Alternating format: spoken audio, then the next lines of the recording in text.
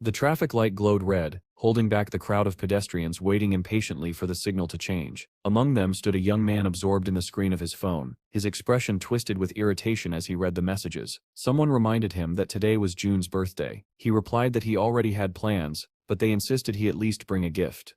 At last, the light flicked green, releasing the crowd across the road. Even as he walked, a nearby chat asked where he was. He told them to go without him. One friend even offered to buy him food, but he refused. Caught in the tide of people, the young man bumped shoulders hard with an older passerby. The man snapped at him to watch where he was going, and the boy apologized quietly. He sighed to himself, thinking the day was already bad enough without strangers crashing into him. He tried to remember what June liked so he could choose a gift, but before he could gather his thoughts, a deafening roar rolled across the area. People stopped and looked around in confusion. Someone wondered out loud if it was an earthquake. Then lightning, massive beyond imagination, tore down from the sky. The crowd froze in disbelief. From the point of impact, a shock wave burst outward, sweeping away everything in its path. Panic erupted, cars exploded, buildings collapsed, and people sprinted forward, leaping over debris. Another colossal bolt struck a nearby building, and it too began to crumble as shattered glass blasted outward. Screams filled the air. People ran in every direction, trying to escape the falling wreckage, but not everyone managed to get away.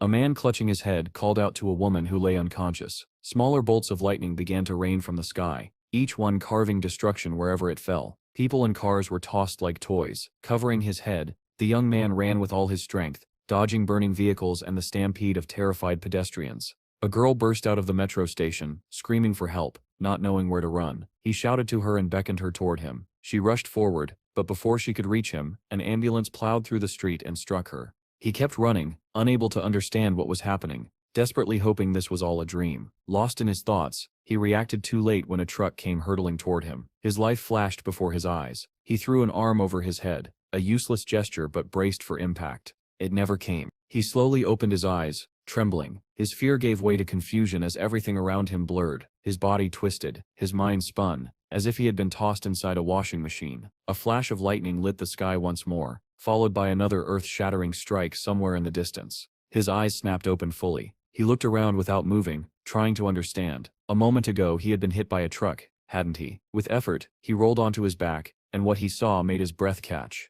Above him hung two moons, one blue and one red. Enormous griffin-like birds soared across the sky. Naked and lying on unfamiliar ground, he could only stare in disbelief. Then came a terrible roar. He scrambled to his feet and turned toward the sound. As he stepped closer, his jaw clenched in shock. A massive bear was roaring furiously, foam flying from its mouth, while a pack of wolves circled it. Two wolves clamped onto its paw, and others crouched, ready to strike. Eyes wide, he watched the violent struggle, until suddenly the scene shattered. Instead of the bear, a doctor in a white coat stood before him, calmly writing in a notebook. The doctor repeated his question. Had the boy really awakened on another planet with two moons and witnessed wolves attacking a bear? Realizing how absurd it sounded, the young man lowered his eyes and said nothing. Jotting down the answer, the doctor asked the next logical question. How had he managed to return from that other world? The boy understood the question perfectly, but he had no idea how to answer.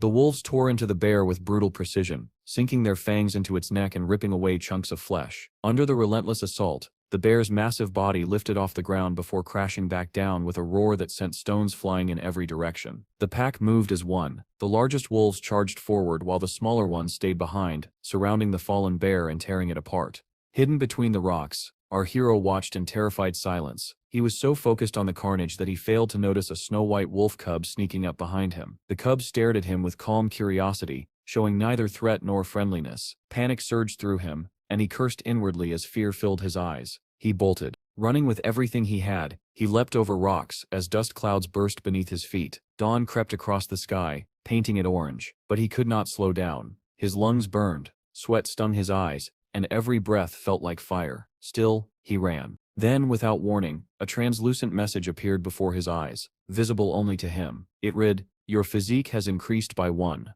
He stared at it in confusion, unable to understand what it meant. Distracted, he never noticed the rock jutting from the ground until his foot caught on it. He stumbled and fell, straight onto a slope. Instead of hitting the ground once, he tumbled down the hill, crashing through bushes before finally dropping off a small ledge and landing headfirst into thick grass. He lay there coughing uncontrollably, tears and sweat dripping onto the earth. When he finally caught his breath, he wondered whether the strange sounds he heard were real or just illusions from exhaustion. Then something caught his eye.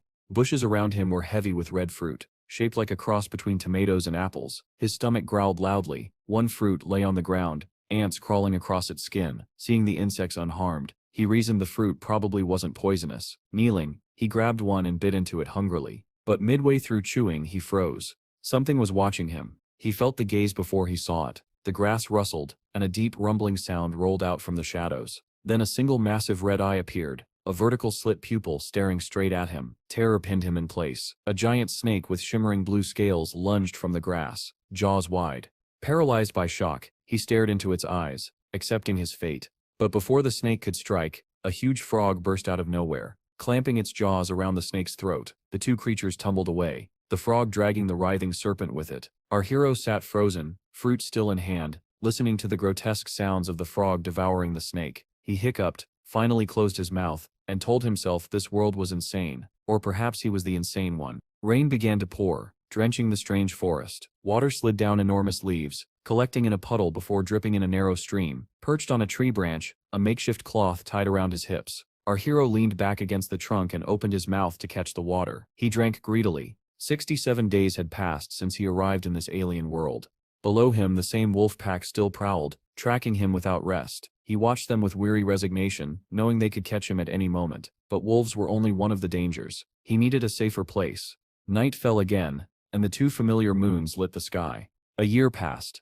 Now stronger and more resilient, he discovered a giant bunch of bananas, each one as large as he was. With great effort, he tore a single banana free. It slipped from his grasp, but he caught it before it fell. Another message appeared. Your strength has increased by 1. Feeling the truth of it in his muscles, he hauled the enormous fruit onto the branch. While eating, he reflected on how he had managed to survive, or perhaps simply adapt to the madness around him. Below, the white wolf cub stood beneath the tree. It had been following him persistently for months. With cheeks stuffed full of banana, he realized he had almost grown accustomed to its presence. He might even miss it when it wandered out of sight. A warm stream of liquid suddenly slid down his back. Startled, he looked upward and immediately cursed under his breath. At the top of the tree sat a massive gorilla, baring its teeth as it began to descend with startling speed. Drool sprayed from its mouth as it lunged downward, swinging its enormous fists. Our hero tensed, watching the creature surge toward him. With one mighty blow, both fists slammed into the branch where he sat, shattering it into splinters. But he reacted in time, grabbing the hanging liana with one hand, while still managing to keep hold of his banana with the other. Dangling in the air, he cast an indifferent glance at the gorilla and muttered that perhaps she'd get lucky next time. But luck wasn't on her side. The branch she landed on snapped beneath her weight, sending her plummeting. The white wolf cub below watched wide-eyed as the giant body fell and landed right beside him. The impact blasted rocks and branches outward, and the cub was thrown back by the shockwave. Still clinging to the liana, our hero noticed the wolf cub's injury. A branch had pierced its paw. Before he could react, the gorilla, astonishingly still alive, slammed a massive hand into the ground and pushed herself upright. Her attention shifted from him to the cub. The wolf bristled, refusing to retreat even as the gorilla growled, lowering her gaze to him. She raised a massive fist. The blow sent the cub flying with a pained whine. Then something blurred through the air. Our hero, having let go of the liana, launched himself toward the gorilla. He landed on her back, and gripping his makeshift stick, drove it into her eye. Blood gushed as she roared in agony. But she was far from defeated. With both hands she grabbed him by the shoulders and hurled him like a rag doll. He slammed into the cliffside, the impact knocking the air out of him. Struggling to breathe, he managed to see the white cub scrambling to its feet and running. The gorilla charged again, flattening everything in her path. He stared at her through pain-blurred vision, bitterness curling his lips. He muttered that it had been foolish to get into this fight at all. The memory shattered as the doctor's voice cut through. Why had he done it? Why risk himself? Our hero sighed and replied that he could not keep running forever. Constant escape solved nothing. The doctor stared, unsure how to respond. Then the boy smiled faintly and added that wherever one went, there was always a ruler. In the memory, he sat slumped against a tree, unable to move. The gorilla thundered toward him, ready to crush his skull, until a massive white wolf launched from the side, jaws snapping for the gorilla's throat. Stunned, our hero watched as the pack closed in, attacking from all directions. Blood smeared his own face, but he barely noticed. Darkness overtook him, and he lost consciousness. When he awoke, he realized the wolves had not harmed him. The cub had circled him protectively. He concluded that the pack believed he and the cub belonged together, and so they defended him. Soon he learned the truth. The white cub was the pup of the Crimson Wolf Pack's leader.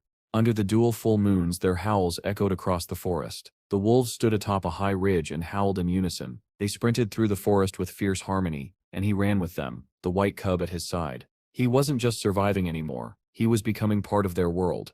Gasping for breath on a hilltop, he stopped. The cub stopped with him, tongue lolling as it panted. He scooped the cub into his arms and carried him as he ran once more with the pack. Time passed. The cub grew into a massive white wolf, and our hero remained by his side. 2 years had passed since he had arrived in this strange world. A lone wolf howled atop the hill, and the crimson wolves answered in perfect unison. He lifted his head and howled with them. He often thought the wolves must have accepted him as one of their own. Over the years he grew stronger, strong enough to sprint up sheer cliffs without struggle, and that was no surprise. It had already been 31 years since he first arrived in this strange world.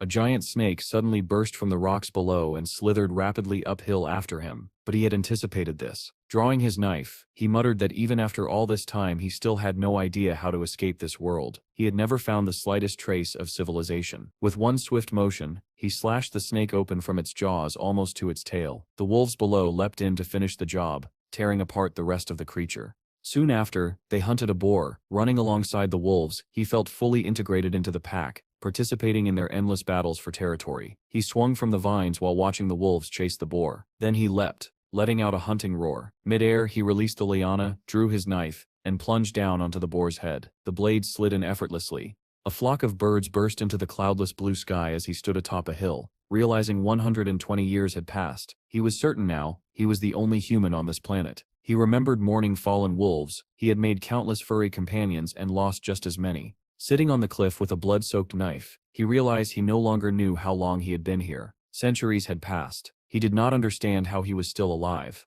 The doctor's voice intruded on the memory, concluding that even after 500 years and becoming the wolves' leader, he had found no civilization at all. So how had he returned to Earth? Our hero Sit's gaze drifted back into the memory. On a moonlit hilltop, a pack of crimson wolves charged toward an opposing tribe of gorillas. Both sides bristled, growled, and prepared for war. He ran with the wolves, wearing crude boots he had fashioned over the centuries. The two forces collided, howling and roaring as the battle erupted. He looked like a beast himself now. Knife in hand, he pushed off the ground with all his strength. Suspended in the air, he drew back his arm to strike a gorilla. Then a thunderclap shook the battlefield. The sound was unmistakable. It was the same sound he had heard on Earth, all those centuries ago. He froze in disbelief. His consciousness twisted, spiraling away as the world distorted around him. Everything slowed. The battle, the roar, the charging gorilla. Lightning struck the ground where he stood and swallowed him whole. When the flash faded, he was gone. Only his ancient knife remained. Suddenly, a ruined city appeared. Cracked buildings lined a broken road where 3 people walked cautiously. A radio in one of their hands beeped repeatedly. One of them halted. Great. A woman with long hair turned and said, "We stature going this way." The device screeched louder. Her companion protested. "But Captain," she cut him off, explaining that the spatial energy readings were off the charts. "Send the coordinates to portal control. Now," the other man ordered. The youngest pressed a button on his instrument. Coordinates sent. A pillar of light exploded open before them. "The portal is opening," someone shouted. All 3 scrambled back. One muttered that they had no idea what might come out. Another admitted he had a very bad feeling. They sprinted away, but the shockwave blasted outward, throwing them like ragdolls. Coughing, one man screamed in terror that the portal had opened. Another clung to a wall, shouting that he didn't want to die. Only the woman stood firm. She turned toward the portal, hand gripping the hilt of her katana. "I selt buy time. Run," she barked. One of the boys fumbled with his device, calling the bureau for emergency backup. The portal glowed like a blazing red circle as the woman faced it head-on. "Come on," she thought fiercely. "Come out, I'll tear you apart."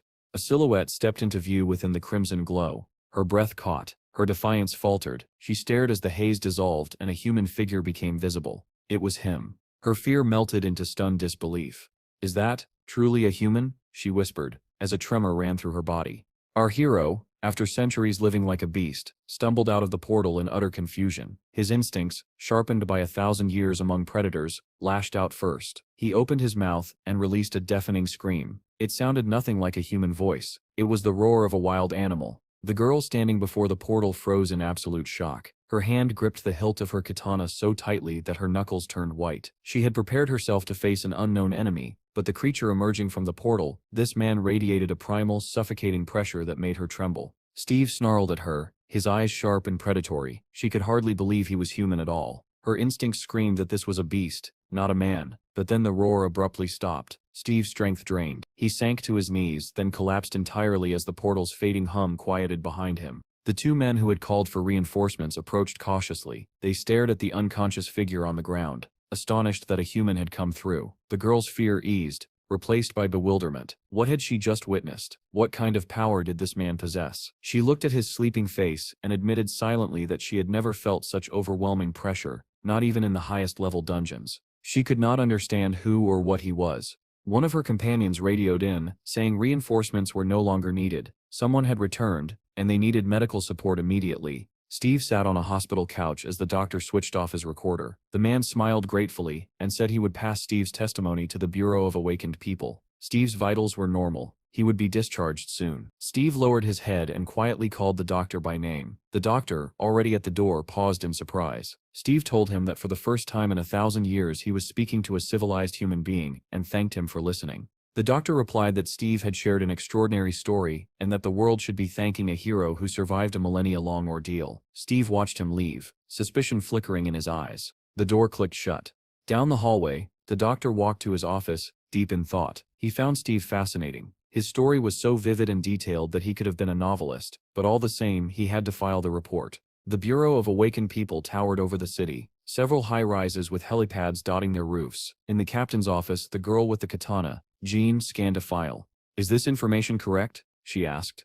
The captain blinked. "What step's wrong?" "This says he sits rank F." The captain nodded. "A rare case. If he were rank E, the state would grant us benefits." John frowned. "Rank 5 means he sits basically an ordinary civilian. Someone like that shouldn't sit even be able to cross a portal." "Are you certain this isn't an error?" "Maybe he was lucky," the captain suggested. "Or hiding. He could have stumbled across a return stone by accident." He handed her a tablet. "Here." The Dr. Sip's report from the hospital. The diagnosis listed post-traumatic stress disorder and a prescription for antidepressants. Jean Sip's eyes narrowed at a specific line. "He exhibits wolf-like behavior." She remembered the man emerging from the portal, that overwhelming pressure, those wild eyes. At the time, she had trusted her instincts. Now she wondered if she had imagined it. Everything seemed too surreal. "This is his file," she confirmed. "Yes." Regardless of the details, the captain said, "We still treat him as a returned." Jean requested permission to deliver the documents personally. The captain stared, confused why she insisted, but she simply replied, "I need to see it with my own eyes." Though years had passed, the hospital looked the same as any other. Steve lay on his bed, thinking, 2 weeks since his return. 2 weeks in a world he once belonged to, yet now felt alien. He had long wished for this day, but now that he was here, he didn't know what to do. A nurse entered with a food tray, telling him it was time to eat. His stomach growled loudly. Only now did he realize he was starving. The dishes looked delicious, and he decided survival came first. A knock sounded. The door opened immediately, and Jean stepped inside. She stopped cold. Steve was squatting on the couch, eating like a feral animal. No cutlery, no restraint, just raw instinct guiding his movements. When he glanced at her, it was only briefly, as if assessing a presence near his food. Jan managed to greet him. Steve paused mid-bite and muttered, "That smell, that blonde hair." He crouched beside her, sniffing lightly. "You seem familiar." Jean stiffened. "I stepped the first person you saw when you returned." She remembered how he looked emerging from the portal, a predator. Even now, watching him devour food, she questioned her instincts. Was he dangerous, or simply broken? Steve licked the tray clean and set it aside. "The food is good." Then he asked, "What is this Bureau of Awakened you mentioned?" Jean blinked. "Why are you speaking so casually to me?" Steve stared in confusion, then replied simply, "I seppen 1,000 years older than you." Jean remembered the doctor's diagnosis, wolf-like behavior, and looked away. Reminding herself that Steve was technically still a patient, she placed the papers before him and explained that the Bureau of Awakened People existed to help individuals like him adapt. Everything he needed to know was written in the document. All he had to do was read carefully and sign the consent form. Steve picked up the pen and immediately sniffed it. Jean stared at him. "Why do you keep sniffing everything?" He replied, almost offended. 1,000 years have passed, and you still use pens." Jean snapped, "Sign it. Don't stat draw with it." He apologized softly and added, "Usups is still the same as you were 1,000 years ago." She muttered a curse, called him a Neanderthal, and thinking he really was just an idiot, pointed once again to where he needed to sign. While she waited, she noticed him doodling instead, sketching a wolf on the corner of the page. Slightly embarrassed to interrupt, she asked, "Did you learn to draw there?" "I already knew how," he replied. "And did you learn anything else?" she pressed. Magic, voodoo, martial arts? He blinked at her. I lived in the forest to survive. Jean finished the sentence for him, annoyed. So you spent 10 years running for your life. Steve stopped drawing. 10 years? What are you talking about? To become a real returnee, someone who can pass through the portal, you need to kill monsters and absorb their spatial energy, but you probably just stumbled onto a travel stone. She sighed. I misread the situation. Steve repeated in disbelief. 10? I wasn't set in the jungle for 10 years. I was there for 1,000. John Sepp's voice rose. Stop joking. You Steph been gone since 2015. It's Sepp's 2025. 10 years. Steve snatched the documents, flipping through them frantically. The dates were there. Clear. Undeniable. Only 10 years had passed on Earth. He felt the world tilt beneath him. Jan tossed him a card. Your awakened ID. Half of your medical expenses will be subsidized, so read the documents, and when you recover, go back to your family. She left without waiting for a reply. Steve stared at the closed door. Family. A word he had forgotten. He clutched the documents, trembling as he read. If only 10 years had passed, were they still alive? His eyes widened when he reached the page listing his relatives. His mother, his father, both dead. The words echoed in the empty room. He whispered it again, hollowly. They Sept are gone. Hands shaking, he flipped through the document, until he found his younger brother's name. Chad, alive. Steve surged to his feet and ran from the room. He only had one thought. Find Chad. Nurses called after him, but he didn't stop. He burst into the doctor's office and shouted for Dr. Baldy. The nurse scolded him, but Baldy only looked up, startled. Then he smiled kindly. What Sep's wrong? Steve stood firmly. I need your help. My brother is alive. I have to find him. Please discharge me. The doctor folded his hands calmly. You stir healthy enough to return to society, but why not wait until your brother comes to visit? He stir calm. You don't understand, Steve insisted. I stem not here to ask permission. Baldy chuckled at his defiant tone. Is that so? He paused, running a finger down the crease of his trousers as he considered something. Then he said, all right. Steve blinked. Really? Yes, but on one condition. Moments later, Steve sat in the back seat of a taxi, thanking the doctor repeatedly and promising he would never forget the favor. Baldy stood beside the vehicle, looking rather pleased with himself. He instructed the driver, he hasn't set fully recovered. Make sure he arrives safely. The taxi pulled away, and Steve's journey to find his brother began. The yellow taxi rumbled away into traffic while Dr. Baldy and the nurse watched from the curb. The nurse crossed her arms and scolded him gently. You paid his hospital bill, bought him clothes, even paid for his taxi. Why? We usually just let frank patients take care of themselves. And why does he call you Dr. Baldy like you steer old friends? The doctor chuckled. Why? I stem not even sure myself. Maybe, he thought for a moment, smiling faintly. Maybe I want to keep listening to his story. The nurse blinked in disbelief. Why listen to that nonsense? They returned to the office. The door handle hung mangled, flattened like clay. The nurse sighed. I already called a repairman. I still don't know how it broke like this. A sudden image flashed, Steve gripping the handle in panic, crushing it as easily as a twig. Dr. Baldy didn't answer right away. He sat down slowly, hands on the chair sip's armrests, closing his eyes. This was the second door handle Steve had destroyed, and the doctor realized something unnerving. He hadn't smelled anything strange about Steve, yet the man had monstrous strength. Meanwhile, the taxi crawled through evening traffic. On the tablet mounted to the dashboard, breaking news interrupted the broadcast. A reporter announced that due to miscalculating a portal's appearance time, monsters had emerged into an unprotected field. The screen showed a towering, nightmarish creature with rows of teeth, and a second twisting mouth growing from within the first. The ministry had deployed the army and air force. The situation was contained in 50 minutes, but at a heavy cost. 2 tanks destroyed, 12 soldiers and awakened dead. The broadcast ended, replaced by the flashy intro to a fighting show. League of Zoom, a televised battle club for awakened warriors.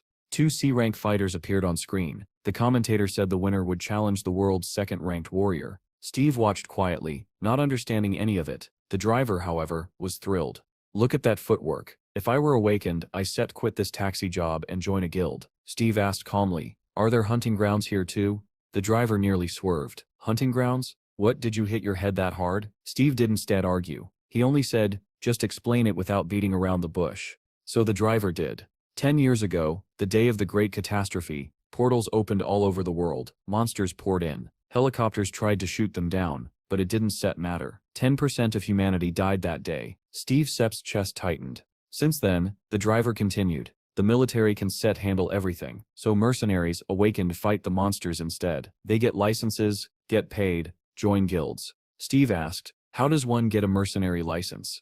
The driver laughed. Not just anyone. You have to be awakened and pass the Bureau Sits exam. Steve absorbed this new reality. It felt more alien than the world of wolves. By sunset, the taxi reached the outskirts of the city. Narrow streets, small houses, old cars lining the curbs. The driver parked beside a two-story brick home. "This is it," he said. "Spend time with your little brother." Steve thanked him, swallowing hard. He approached the house slowly, heart pounding. Was Chad really just behind that door? An elderly woman at the window noticed him and leaned out, annoyed. "Who are you?" "I came to see Chad," Steve answered. The old woman froze when she heard the name. She stared at him closely, her expression shifting from shock to anger. "You brat," still wet behind the ears. "How dare you speak to your elders like that?" Steve blinked in confusion, completely lost. He waited for an explanation but none came. The woman simply glared at him like he had offended her somehow. And Steve, who had fought beasts and survived a 1,000-year nightmare, found himself utterly baffled by an old woman in a window. The old woman snapped that no Chad lived here and barked at Steve to leave immediately. She slammed the window shut, leaving him standing on the doorstep in pure confusion. Maybe he was at the wrong house. But then he heard shouting inside. "Those creditors keep coming here. I'm sick of it." And a child Sip's trembling voice answered, "Has that scary man come back?" Steve froze. A child afraid of a loan collector? His confusion deepened as he listened. The old woman soothed the child, saying the man hadn't returned yet. Steve couldn't understand how this world supposedly civilized could terrify a child who had done nothing wrong. He approached the front door. Inside, the old woman muttered that the boy's father worked non-stop, yet their debts only grew. The child asked, "Is Daddy drowning in debt?" And the woman quickly hushed him, telling him to keep eating. A mailbox hung crookedly beside the door, stuffed full of envelopes. Steve took one out. The name on it, Chad. The sender, a debt collection agency. Steve Sepp's stomach tightened. Chad, a debtor? He stepped away, unwilling to trouble the old woman further. As he walked down the street, he mulled over what he'd learned. In the wild world, strength was law, but here, money was strength. And without it, even a child suffered. His fists clenched. He needed power, real power, if he was going to survive in this world and help his brother. Lost in heavy thoughts, he arrived at the Bureau of the Awakened. He entered without issue, and approached the scanning terminal. When he placed his ID card down, a message appeared. "Does not match." A bored receptionist at the checkpoint looked up. "Your mercenary application was rejected. You don't meet the requirements." Steve frowned. "But I sep an awakened Frank." "Oh, you start rank F, alright," she said, "but you don't have enough awakening points." "I just came out of the portal 2 weeks ago," he insisted. She laughed. "Normal people can go through portals, they be ripped apart." "I felt that pain before," Steve murmured. "Leave the fantasies at home," she sighed. "Go to school or earn points in the field, then come back when you are properly awakened." Steve drifted toward the reward wall, reading the poster, goblins. $500 each. He read it twice, not understanding what goblins they meant. Exhausted, he stared blankly. He needed answers, and money. From above, the city looked divided, tall walls carved through every district. He remembered asking a taxi driver about them earlier. "Oh yeah," the driver said, "they surround the whole city. Check the Maps app." "What app?" Steve had asked, causing the driver to stare at him like he'd grown another head. The driver explained the city's structure, 12 districts, gates separating them, and gates leading out to the fields. Steve realized he absolutely needed a phone. The taxi stopped at a massive gate, marked 27. The driver pointed ahead. "This is the field gate. Good luck, man." Steve thanked him and stepped out, staring at the towering structure. According to what he had learned, crossing through these gates meant entering the hunting grounds, hostile zones filled with monsters. He walked through the checkpoint cautiously, then approached 2 armed soldiers guarding the entrance. "What brings you here?" one soldier asked. Steve replied firmly, "I in here to hunt." The soldier scowled. "License?" Steve lowered his head. "I don't have one." The second soldier stepped forward. "Civilians are banned from entering the field."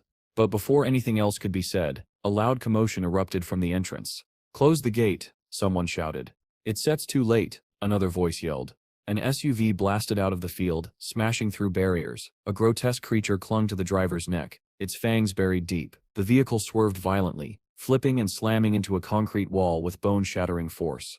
A soldier grabbed his radio, screaming, calling Special Squad. "We have a breach." The others advanced slowly toward the overturned vehicle in a tight formation, weapons raised. The commanding officer barked orders to establish a line. Something inside the SUV twitched. The soldiers held their breath. Steve stood behind them watching the scene unfold, yet compared to the horrors he had survived for centuries, he felt a familiar deadly calm settling over him. Something was coming out. The soldiers steadied their rifles as something inside the overturned SUV began to move. "Take aim," the commanding officer shouted.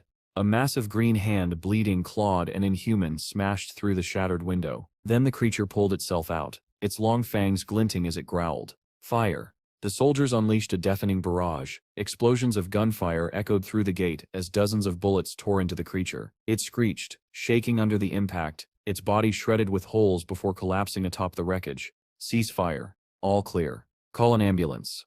Only then did one soldier notice something strange. "Where steps that guy? The one who came in a taxi? The crazy one? He ran away. Must have been scared." But Steve hadn't set run from fear. He had slipped through the gate. He walked slowly down the broken road, whispering to himself, "Is this really a field?" He closed his eyes and let his senses open. He could smell everything, hear everything. The field was alive, and he felt all of it. He climbed a rubble-covered hill, staring at the ruined buildings stretching across the horizon. The sun painted the sky orange as it set behind the shattered silhouettes of a fallen city. Darkness soon followed, and he stood still beneath it, feeling a familiar comfort. Night. A world he understood. He stepped forward off the cliff without hesitation. His body plummeted. His eyes closed. Now, the hunt begins. He landed hard, one knee striking the asphalt. Dust exploded around him. The ground cracked beneath the force, yet he rose smoothly, ignoring the damage. Hand to the ground. Leaning forward, he lunged.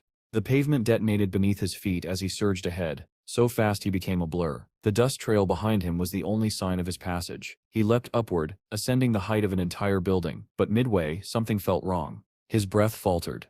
His strength dipped. He barely managed to grab the edge of the roof. Panting, he pulled himself up and wondered if returning to Earth had weakened him. Under the full moon's glow, he stood at the rooftop edge, hands tucked in his pockets. Concentrating, he sniffed the air. Something answered. He turned his head toward it. He jumped off the building, landing lightly, then sprinted toward the source of the scent, the same building he had noticed earlier from atop the hill. Inside that crumbling structure, a white wolf, its fur stained crimson with blood, was cornered. 3 monsters surrounded it, their eyes gleaming with triumph. The largest growled deeply, savoring its imminent kill. But the wolf refused to bow. It pressed itself against the wall, snarling defiantly. Steve approached quietly, step by step. The wolf met his gaze.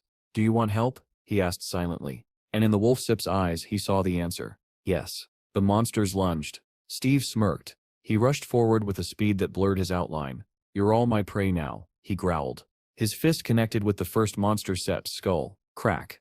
And it dropped instantly, its head splitting open like a crushed watermelon. Suddenly, a glowing message materialized before his eyes. "Searching for your class. Searching for your class. System error." More windows popped up, multiplying rapidly. "What?" Steve muttered. "System error?" He waved dismissively. "Delete." And they vanished instantly. Along with his distraction went the monster's patience. A pack surrounded him, teeth bared. One monster charged. Steve struck once. Its teeth shattered into powder.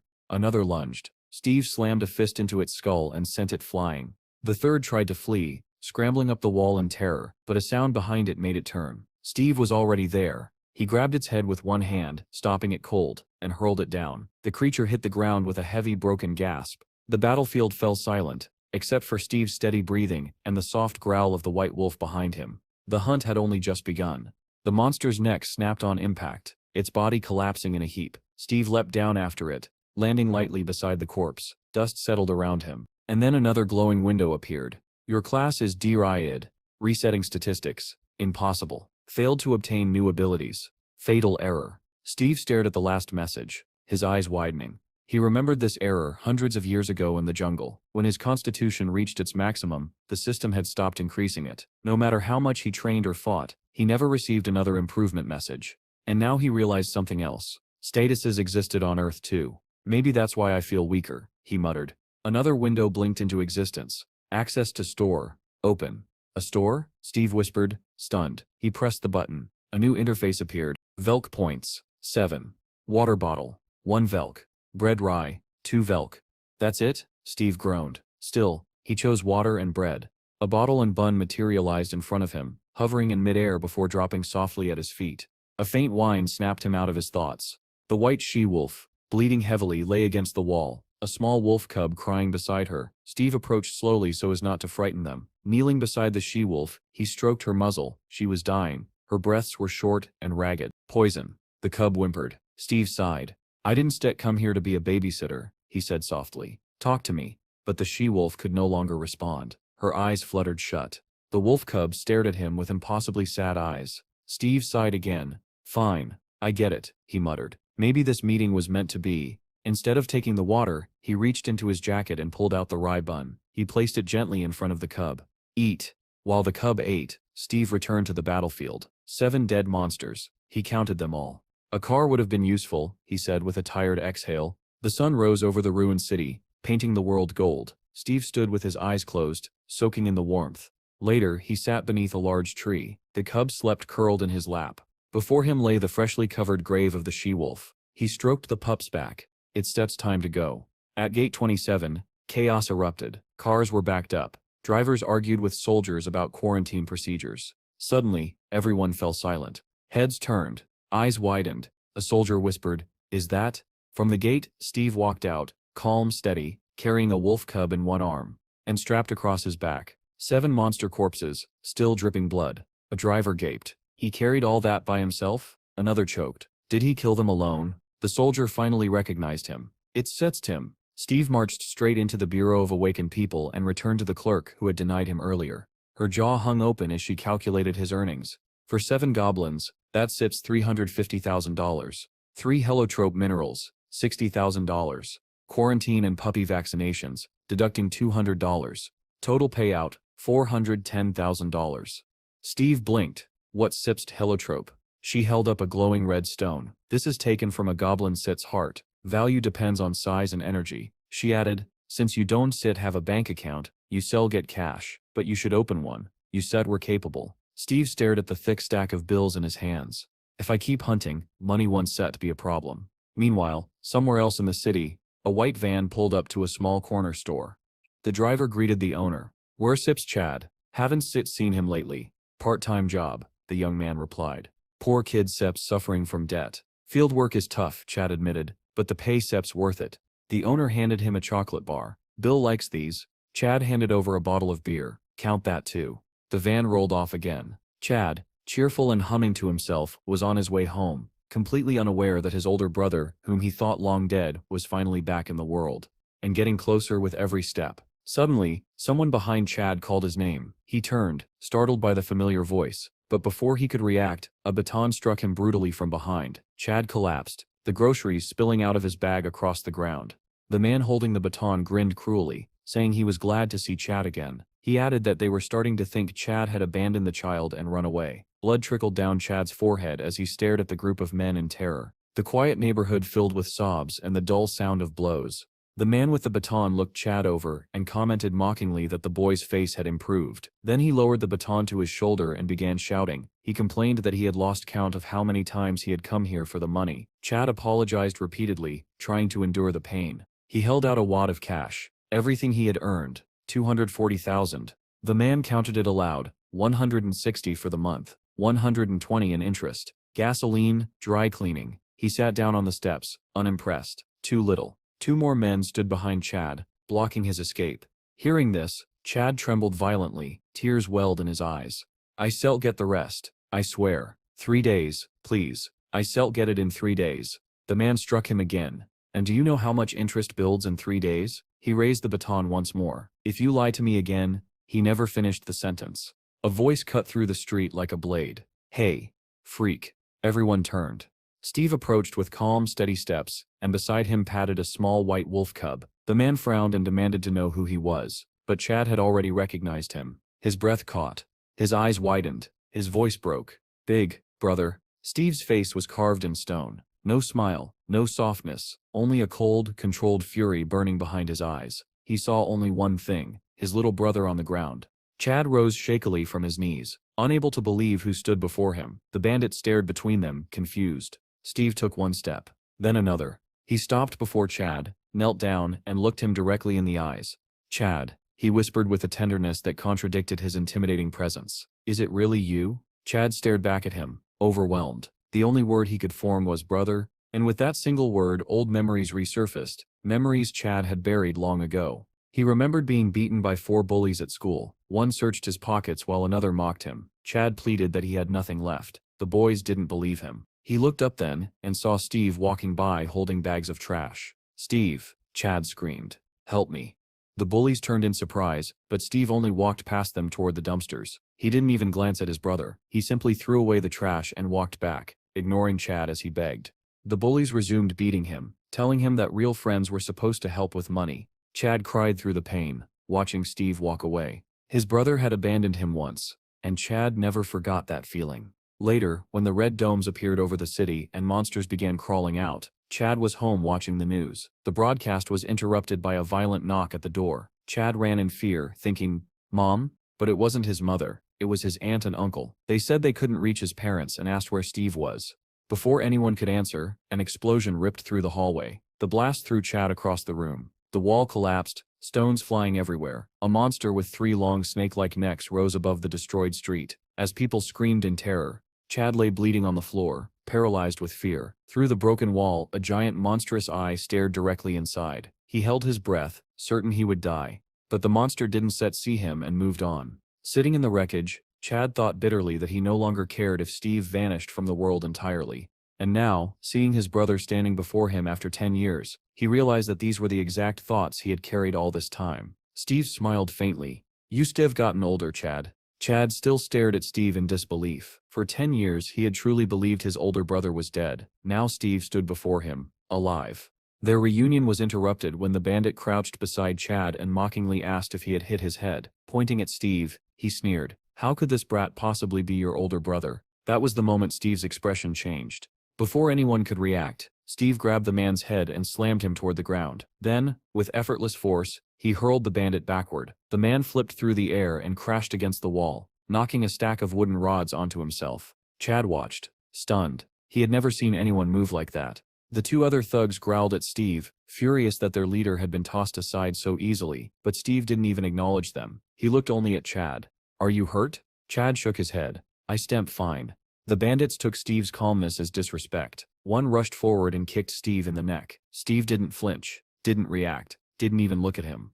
A heartbeat later, the thug screamed as he was launched sideways, his leg twisting into an unnatural shape. He collapsed onto the pavement, clutching his shattered limb. The last thug froze where he stood, trembling. He immediately understood. Steve was awakened. Steve turned his gaze on him. "You, come here." The boy backed away in terror, babbling that he never attacked anyone and had tried to stop the others. Steve wasn't interested in harming him. He pulled a wad of cash from his pocket and dropped it on the ground. "Take it," he said coldly, "and get out."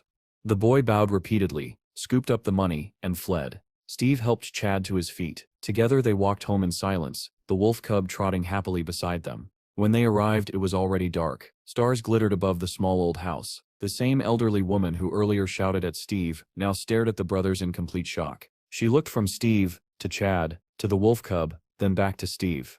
Is this really your older brother?" she whispered. Chad grinned and nodded. "Yeah, it's Steve." Steve handed her a bag. "This is beef." Suspicious, the woman opened it. Fresh, good quality meat filled the bag. Her eyes widened before she muttered a quiet curse under her breath. She sighed and ushered them inside. "You should have told me sooner you had family." The boy fell asleep waiting. Inside, Bill, the little boy, slept on the floor. The wolf cub immediately padded over, sniffing his hair curiously. Steve knelt beside him.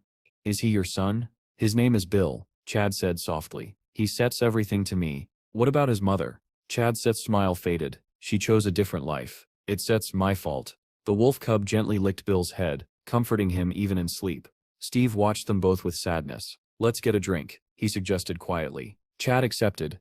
Later, in a small diner, the brothers clinked glasses. Neon lights reflected off the table. Chad still couldn't believe Steve had returned, and returned stronger than any awakened he had ever seen on TV. Steve Sepp's tone shifted seriously. "How much do you still owe?" Chad hesitated. "About $5,000. Steve grinned. That amount didn't worry him anymore. "I can cover that, now that I have a job." Chad blinked. "A job? What job?" Steve tilted his head. "You tell me. What's your job?" Chad drank from his glass, embarrassed. "I loader, a delivery driver. No one else takes the dangerous routes, so they pay me well." "Is the truck yours?" Steve asked.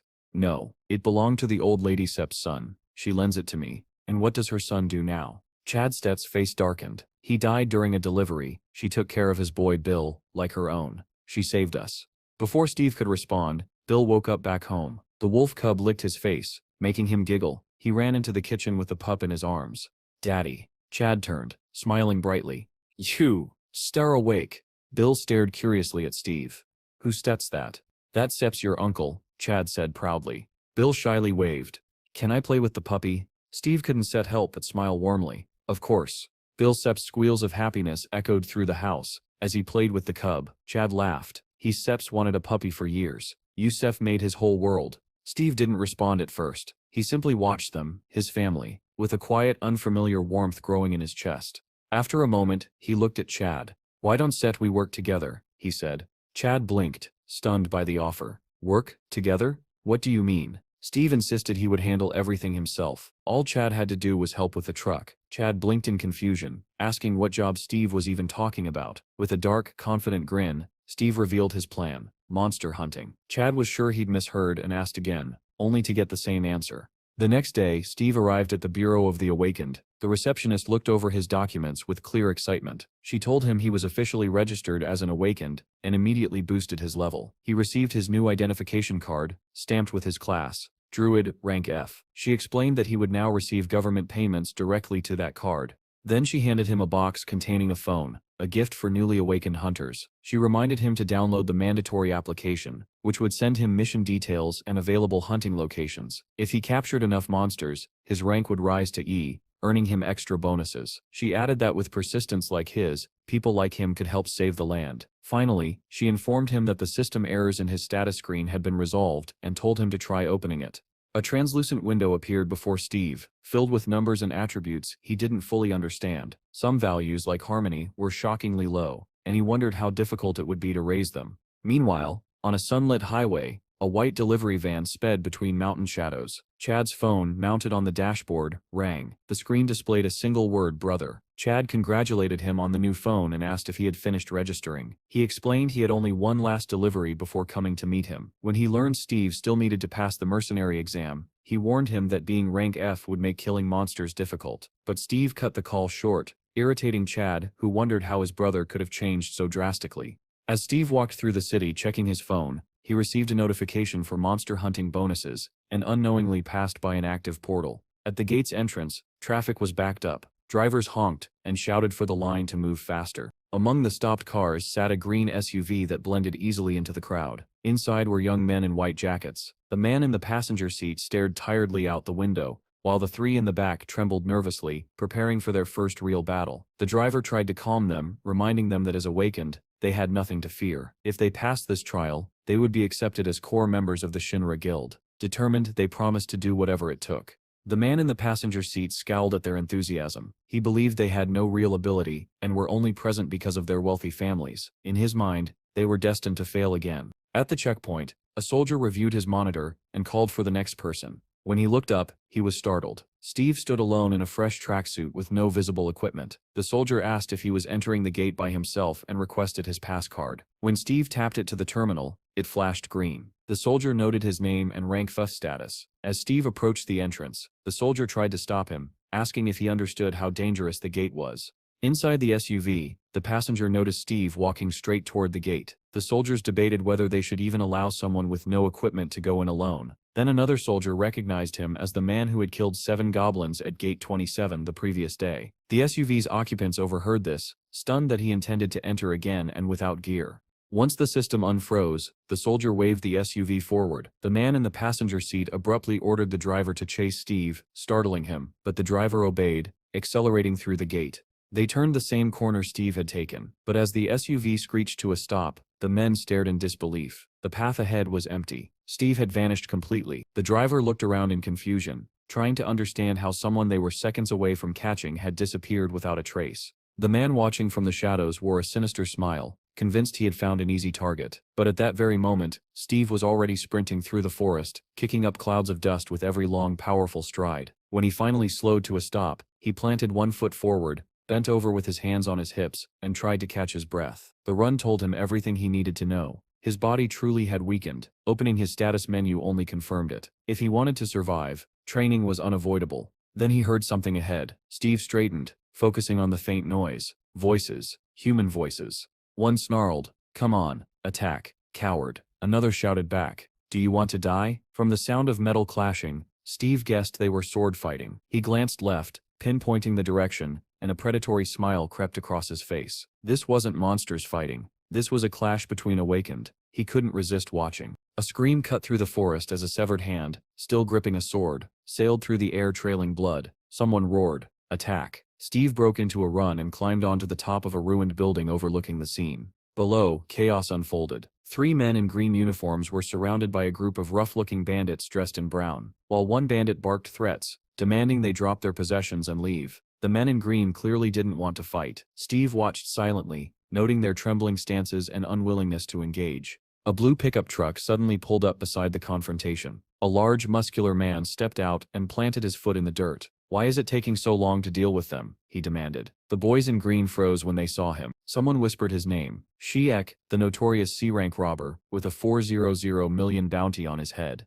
That number caught Steve's attention. 400 million. Even he couldn't pretend that wasn't impressive. The bandits mocked the green uniformed boys, saying they should have surrendered earlier. Now it was too late. Sheikh rubbed his hands together and smirked, introducing himself and daring anyone brave enough to catch him. The boys in green panicked, realizing the stories were true. One even begged to leave everything behind if they'd be allowed to walk away. Sheikh dashed forward without warning. Too late. That's not fun anymore. One of the green uniformed boys tried to stop him, voice full of terror, insisting they didn't care about their belongings anymore. Before Sheikh could strike, a figure dropped from above. Steve landed between the two groups with a heavy thud, hands still buried casually in his pockets. Dust billowed around him. Everyone froze. Sheikh, the boys in green, even the bandits in brown. Steve stepped forward as the dust settled. Sheikh asked who he thought he was. An angel descending from heaven, but Steve ignored the taunt. He pointed at him and asked only one thing. Is the bounty really 400 million? Towering over him, Sheikh demanded to know who he was. Steve replied with a cold seriousness,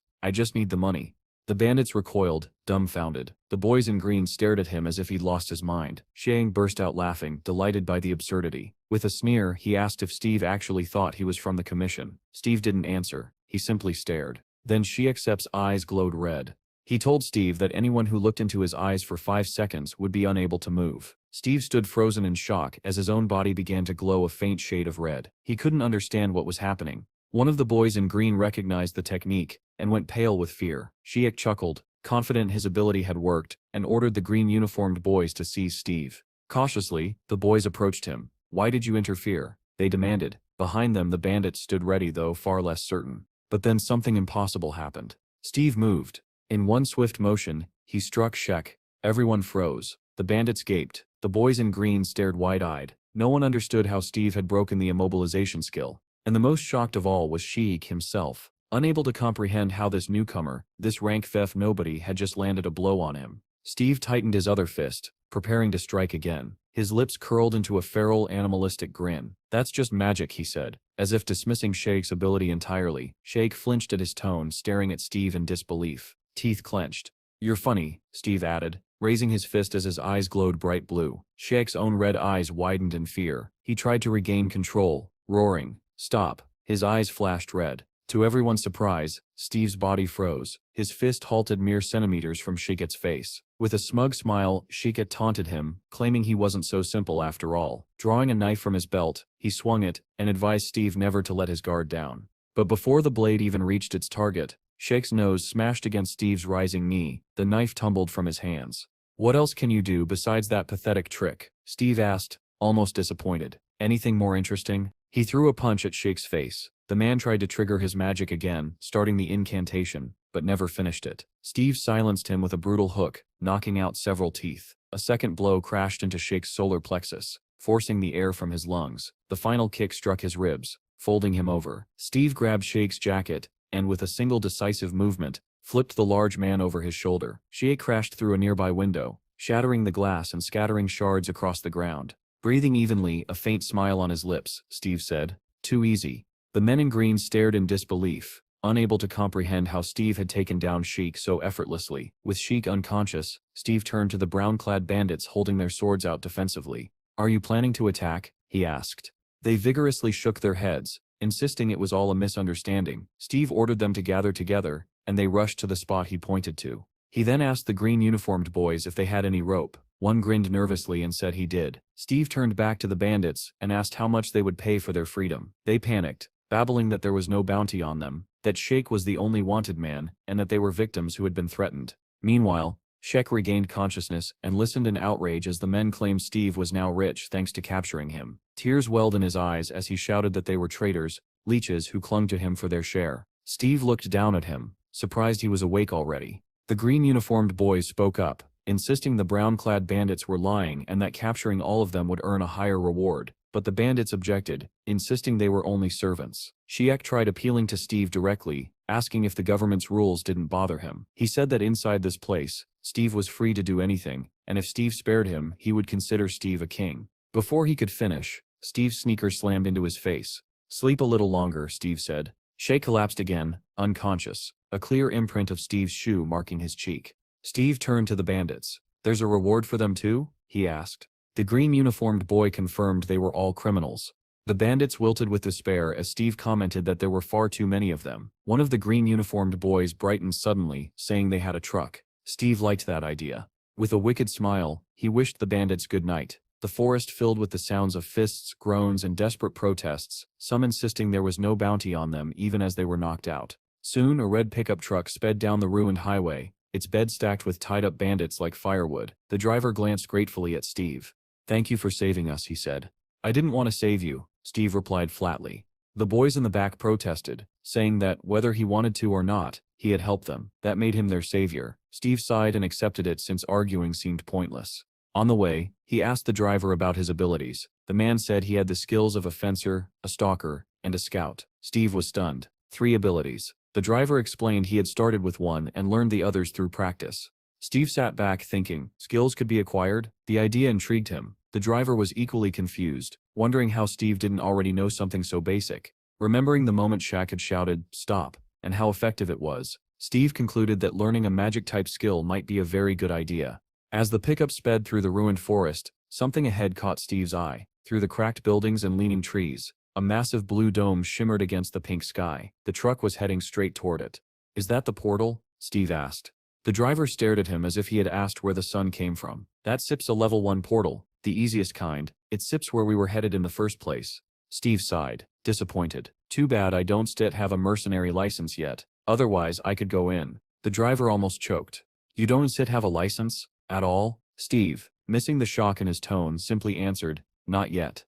The driver kept glancing at him in disbelief. He explained that when portals opened, the military would bombard them first. Only a fraction of monsters survived the initial strike. Level 1 portals gave very little experience. To grow stronger, hunters needed level 2 portals, but those were filled with terrifying creatures. That was why the driver couldn't understand how someone who had never cleared even a level 1 portal had managed to defeat a level C criminal like Sheikh. Only now noticing the man's expression, Steve asked, "What SIP's wrong?" The driver struggled for words and finally managed, "What level are you?" "F," Steve said. The driver nearly veered off the cliff. Before he could say more, Steve leaned forward. "I have a request." The driver tensed.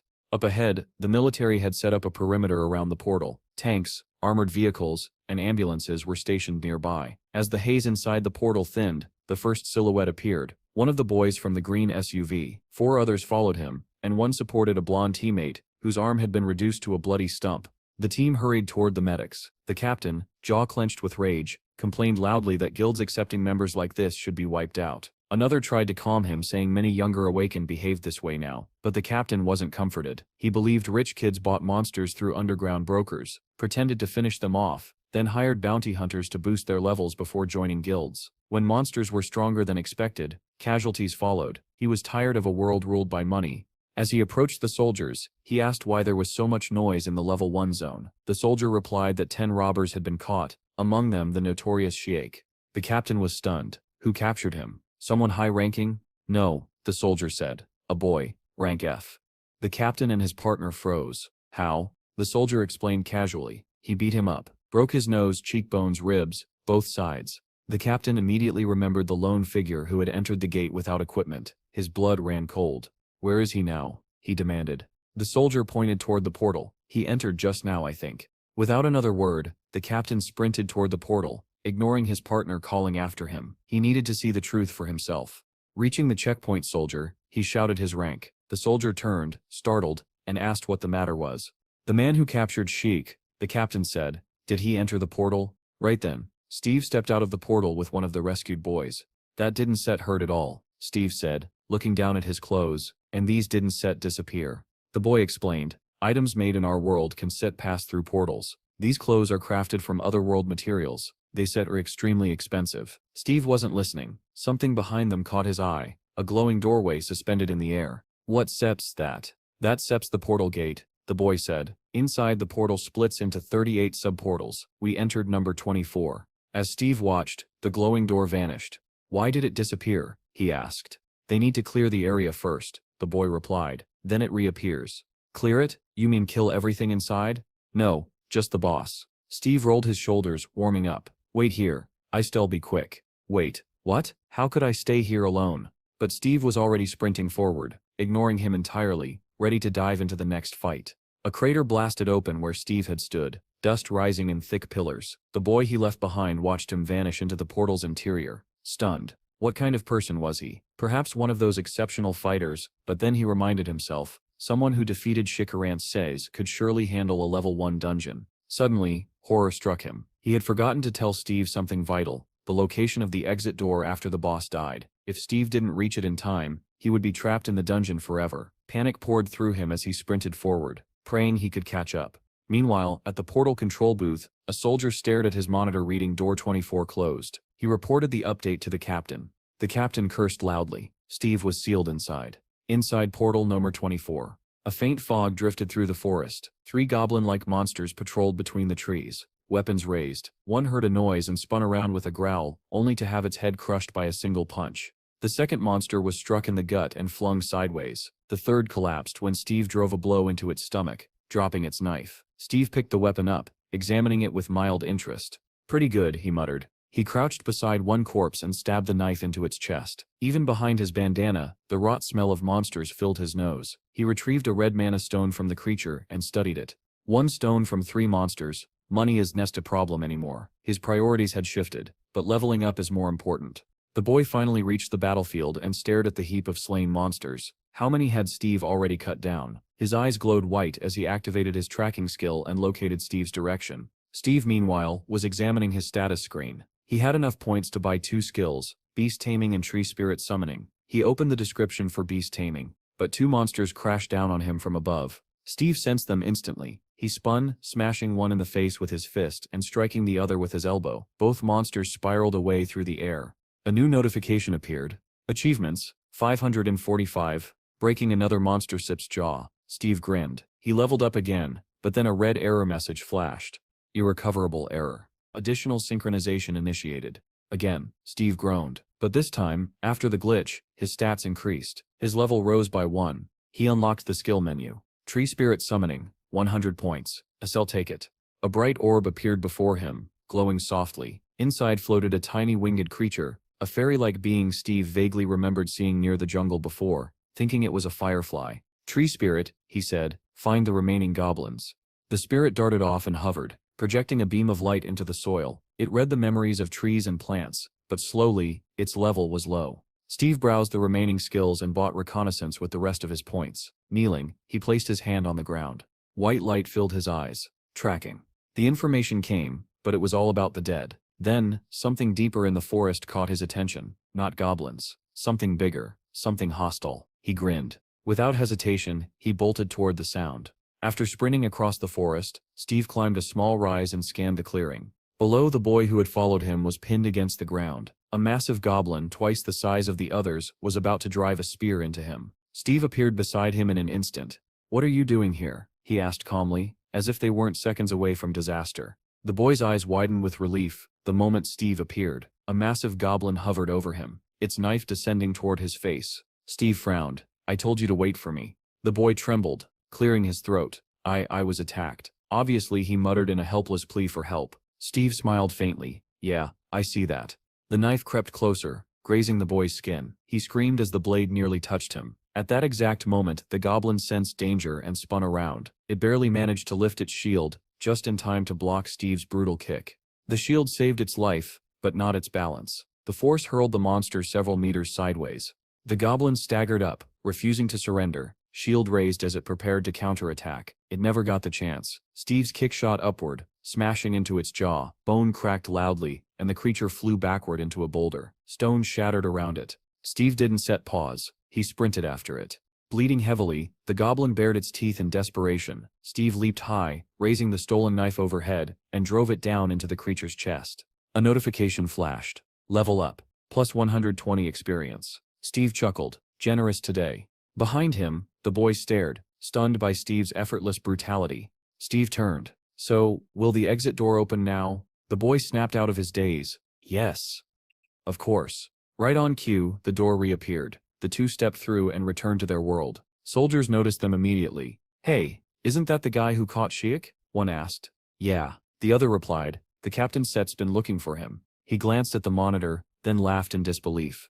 No way he cleared it that fast. The rescued boy thanked Steve and returned to his group. Steve simply nodded. Good work. Feeling hungry, he headed toward the storage room to retrieve his belongings. The captain approached him, an imposing man with a sharp expression. Good to meet you, he said. I Stemp Morris, commander of the 27th Attack Squad. Steve blinked. Who? Morris smiled and introduced himself again, handing over a business card for Sillig Guild. Then he invited Steve to talk. They sat in a diner, sipping coffee. Sillig is a top guild, Morris said proudly. You Stet have excellent opportunities to grow. Steve calmly shook his head. Not interested. Morris stared at him, baffled. No one refused invitations from major guilds. He tried again, leaning forward. If you Citra already committed somewhere else, we can offer formal transfer terms, very generous ones. No. Steve took another sip of coffee. Morris sists patience frayed. Sillig is ranked 4th nationally. That is not a low standing. Whatever you want, the guild can match. Steve set his cup down sharply, smiling wearily. I just don't want to work for anybody. Morris froze, unable to respond. He had never met someone so strong yet so uninterested in power or prestige. With the conversation over, Steve stood and left. Steve arrived at his younger brother's house, but no one was inside. He looked around. Guess they steer out. He climbed to the roof, lay back on a table, and basked in the warm sunlight. Maybe Chad and his son were spending time together. The thought made him smile. An elderly woman climbed up with a basket of laundry balanced on her head. What are you doing lazing around in the middle of the day? She scolded. Steve grinned. Perfect weather for a nap, Granny. Wanna join? She huffed. Can sit you see I sit been busy hanging laundry. Steve stood and began helping her. She supervised, occasionally correcting his technique. After a moment, she became strangely serious. Are you really Chad Sit's older brother? Yes, Steve said, still hanging clothes. Her face brightened. Amazing. You actually grew up? Steve pretended to be offended. I've grown up plenty. You rascal, she laughed. Steve couldn't help smiling back. The old woman shook a sheet, her voice softer now. She said it would have been strange if Steve hadn't changed. After all, monsters had attacked, people had died, and the world itself had turned upside down. Then, thoughtful and worried, she added that since he had returned after 10 years, he needed to take care of himself so as not to cause Chad grief. Steve realized she wasn't worried about him. She was worried about his brother. He gave her a grateful smile. I said fine. I one set die that easily. Those who say that, she replied dryly, are the first to die. Chad and his son Bill came home just then, greeting the old woman on the stairs. When she told them Steve was on the roof, they hurried up, Bill rushing ahead with the puppy. Steve placed an envelope on the table. Chad held it, confused. What sep's this? $40,000, Steve said casually. Pay off all your debts. Chad opened the envelope, stunned. Where did you get this kind of money? Steve only smiled. Go pay it off. Then let's Sets have dinner. Chad Stitt's eyes grew misty. How can I repay you? Steve looked at Bill rolling around with the puppy. I don't need anything, just come back soon. Chad turned away, wiping tears, murmuring that he understood. Steve suddenly called out in a conspiratorial tone. Chad turned, still sniffling. Pick up some meat and booze on the way? Chad laughed through his tears. I get everything. Watch Bill for me. Steve agreed. While Bill played with the wolf cub on the roof, Steve opened his status menu. Object detected. Assign name. He turned to the boy. What should we name him? Pecky, Bill answered immediately. Steve repeated it. Pecky? Yeah, that sip's good. He confirmed the name. A window appeared. Pecky. Level 1. Combat power. 3. Steve threw a ball, and Pecky shot forward at incredible speed, startling Bill. The boy praised him, calling him back, and Pecky returned wagging his tail happily. As the sun set, the two lay down on the table, exhausted. Bill murmured, Why is Dad taking so long? Steve stared downward. He should be here by now. He noticed Chad's truck had arrived in the parking lot, but Chad wasn't coming out. Let's go meet him, Steve said. Bill sprinted ahead and called out joyfully to his father's silhouette, but as they got closer, their smiles died. Chad was soaked in blood, it dripped from his head, nose and mouth. Bill froze. Dad? Chad swayed, barely staying upright. He whispered his son's name before collapsing. Bill screamed and ran to him. Steve froze in shock. Then something in him snapped. Bill's desperate cries pulled him back, and anger surged through him like fire. Across the city, in a dim shop on the first floor of an old apartment block, a sign hung, "Trust interest-free loans. Instant approval." Inside, men in suits played cards while another worked at a computer. "How's betting this week?" the computer operator asked. His partner listed numbers. They discussed match results. Male versus Jorans, the insane upset from last time, the guild beyond the horizon, and the gambler's expectations. Then a noise outside. Everyone fell silent. "What's going on out there?" the man at the computer barked. Two men went to check. The door slammed open. A figure stepped in, face covered in blood. They stared at him. "It seems," the man said shakily, "Yusuf got a problem." A hand clamped over his head from behind. He screamed as he was yanked backward. His body vanished from the doorway, flung like a rag doll into the darkness. Panic erupted. "What the hell was that? Is someone attacking us?" "This is an intrusion." Two men rushed forward, only to have the wounded man's body suddenly drop on top of them, smashing them into a table and scattering cards everywhere. The remaining men grabbed weapons, shouting at the unseen attacker to show himself. Then, slowly, a silhouette filled the doorway. Only the eyes were visible. Glowing blue. Steve stepped into the loan office like a storm breaking through a wall. Literally, he tore the front door off its hinges with one hand and lifted it above his head. The suited men stared in terror. "Psycho," one yelled. The door flew at them the next instant, smashing into bodies and furniture alike. Men toppled like toys. Windows shattered. Glass rained across the room and the office dissolved into chaos. Steve didn't slow. He tore through desks, overturned chairs, and slammed anyone who stood into the floor. His foot came down on one man's face, blood pooling from the crushed nose. The man at the computer trembled, unable to look away from the carnage. He and his assistant watched as Steve approached with cold fury. "Who is this guy?" the man whispered. I think he sips awakened," the assistant stammered, "and I think I sip seen him before." He never finished. Steve kicked the table they sat at, sending both men crashing backward with screams. One howled that his leg was pinned under the heavy wood. Steve swept the monitor and keyboard aside, climbed onto the table, crouched down and asked, voice low and dangerous, "Are you Mr. Scott?" Mr. Scott, drenched in sweat, nodded wildly. Yes, I stem Scott. Who are you?" Steve slammed an envelope onto the table. "I sipping here to pay off Chad Sip's debt." Scott Sepp's eyes bulged. He sputtered that Steve must be insane, that awakened ones couldn't just attack innocent civilians. "You once get away with this." Steve Sepp's palm smashed across his face. Teeth flew. "Is that," Steve said calmly, hitting the other cheek, "how you treat someone who comes to pay you?" Another slap. Another. Scott's head snapped from side to side as Steve lectured him. "You could have taken the money and stayed quiet, but no, you had to act tough. You had to cross the line." Blood dripped from Scott's mouth as he begged for mercy. Steve Sepp's eyes glowed. "So what will it be? Accept the payment quietly, or get beaten to death?" "I'll do it. I'll do everything," Scott cried, lisping through broken teeth. Every man in the room dropped to his knees, heads bowed. In trembling unison they shouted, "The debt of Mr. Chad has been paid." "Louder," Steve ordered. They screamed it this time. Steve nodded. "If I ever see you again, you die. Avoid me." They collapsed into deep bows as Steve jumped down from the table. As his footsteps faded, Scott seethed. Rage twisted his swollen face. One of the men peeked up. "He set's gone." Scott grinned despite the blood. "Does Steve really think he has no connections? Those two are dead already." Morris entered another office where two analysts sat. He told the manager it was urgent. The kid at the computer asked what he needed. "Pull up a profile," Morris said. Steve Sepp's information appeared on screen. "He sets a top-level newcomer," Morris said. The kid blinked. "Rank F. Registered today and still top level?" "Exactly. Impressive. Isn't said it." But when they attempted to access classified details, the screen flashed. "Access denied." Both stared at it. "Why would his file be locked?" the kid asked. "Try digging illegally," Morris said. The kid rummaged through hidden systems, bypassing firewalls. Finally, got it. They read Steve's history and stared in disbelief. He sets really level F. And missing for 10 years. Why is all this sealed? They scrolled to his combat data.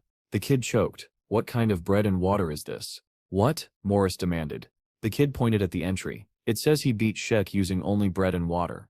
They both imagined Steve throwing buns and water bottles at the giant criminal while Sheik begged him to stop. Suspicious, the kid muttered. 10 years gone. Restricted data. Maybe he sips a government agent. Or a hunter, Morris said, eyes narrowing. Either way, Steve Yinning was far from ordinary, and the world was just beginning to notice.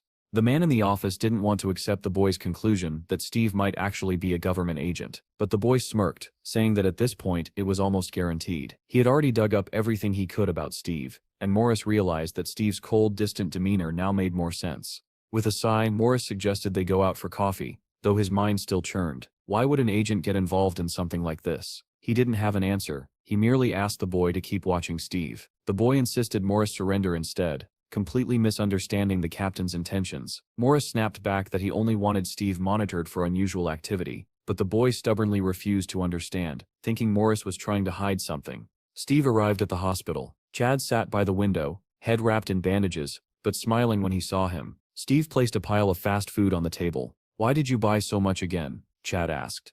"It'll help you recover faster." Steve shrugged. Chad chuckled and said the bandages would come off tomorrow. He asked if Steve's exam was also the next day. "Yeah.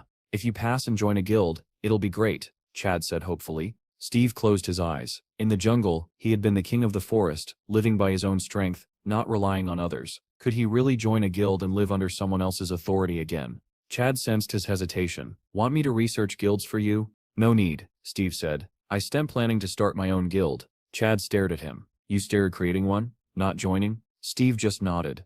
The day of the exam. The exam was held at the Bureau of the Awakened. Jean, the blonde swordswoman with a katana, was walking through the corridor when the department head called her name. He immediately launched into frustration. 2 riots in your district this week. If a portal had opened, the entire city would have been wiped out.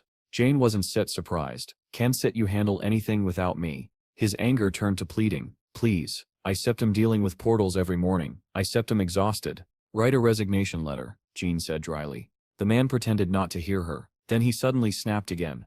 "Why are you destroying perfectly good swords?" "Again, I just can't focus lately," she answered calmly. "I've had enough of your stories," he shouted, shoving a paper into her hands. She looked at it and scowled. "You sending me out again? I wanted to rest today." "You're not the only one suffering. And it's not your first mission," he complained. Jean sighed heavily and turned away. "I've had enough." "Enough of what?" he yelled after her. "The whole atmosphere is suffocating. And stop firing the new recruits. We need one more in the team." Jane shot back that when they took anyone they died on missions. That only angered him further. Inside the exam hall, crowds filled the hall, buzzing with tension. Some muttered that they had to pass this time. Others groaned that it was already their 4th attempt. A young live streamer talked to his camera. "I set him at the Awakened exam. Wish me luck. If I pass, I'll start filming hunting content. Thanks for the $20 donation. Link is in the bio." Just then, 3 exam instructors in red caps entered. The boy cursed filming was banned. He cut the stream and turned around, only to see Steve standing silently behind him staring at the phone. "You've never seen someone broadcast before?" the boy asked. Steve blinked. "Who were you talking to?" The boy waved him off. "Forget it, old man." "Old man," Steve repeated. "You're interesting," Steve commented. "You're weird," the boy shot back. The show began on the podium as the instructors stepped forward. The lead supervisor addressed the crowd. "I'll be overseeing your 3-day exam. These 21 guards behind me will accompany you for the next 3 days and 2 nights." The hall fell silent. The survival test was about to begin. The hall erupted into movement as examinees formed lines. Everyone prayed not to end up under Jean's supervision. Her squads were notorious. Anyone assigned to her was usually thrown out immediately. The man on the podium announced that all entrants had received numbered tickets. Assignments would be decided by a lottery. As he read off names, each person hurried to their designated overseer. Donnie, the live streamer, heard his name and wilted when he was placed under Warden number 15. Steve Sepp's name followed. He approached Station 15 and froze in pleasant surprise. Standing beneath the sign wasn't just any warden. It was Jean.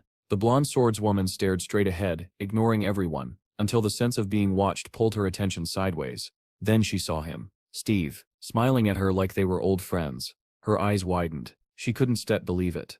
The assignments finished, and examinees were sent to their dormitories. Groups murmured anxiously, complaining loudly if they had drawn the blonde. Others peeked around curiously at the rooms, impressed there was even a training hall. Donnie walked with his head down. He muttered to himself that he must have cursed his luck. Assigned to Jean again, in front of his subscribers he'd bragged, but in reality he felt doomed.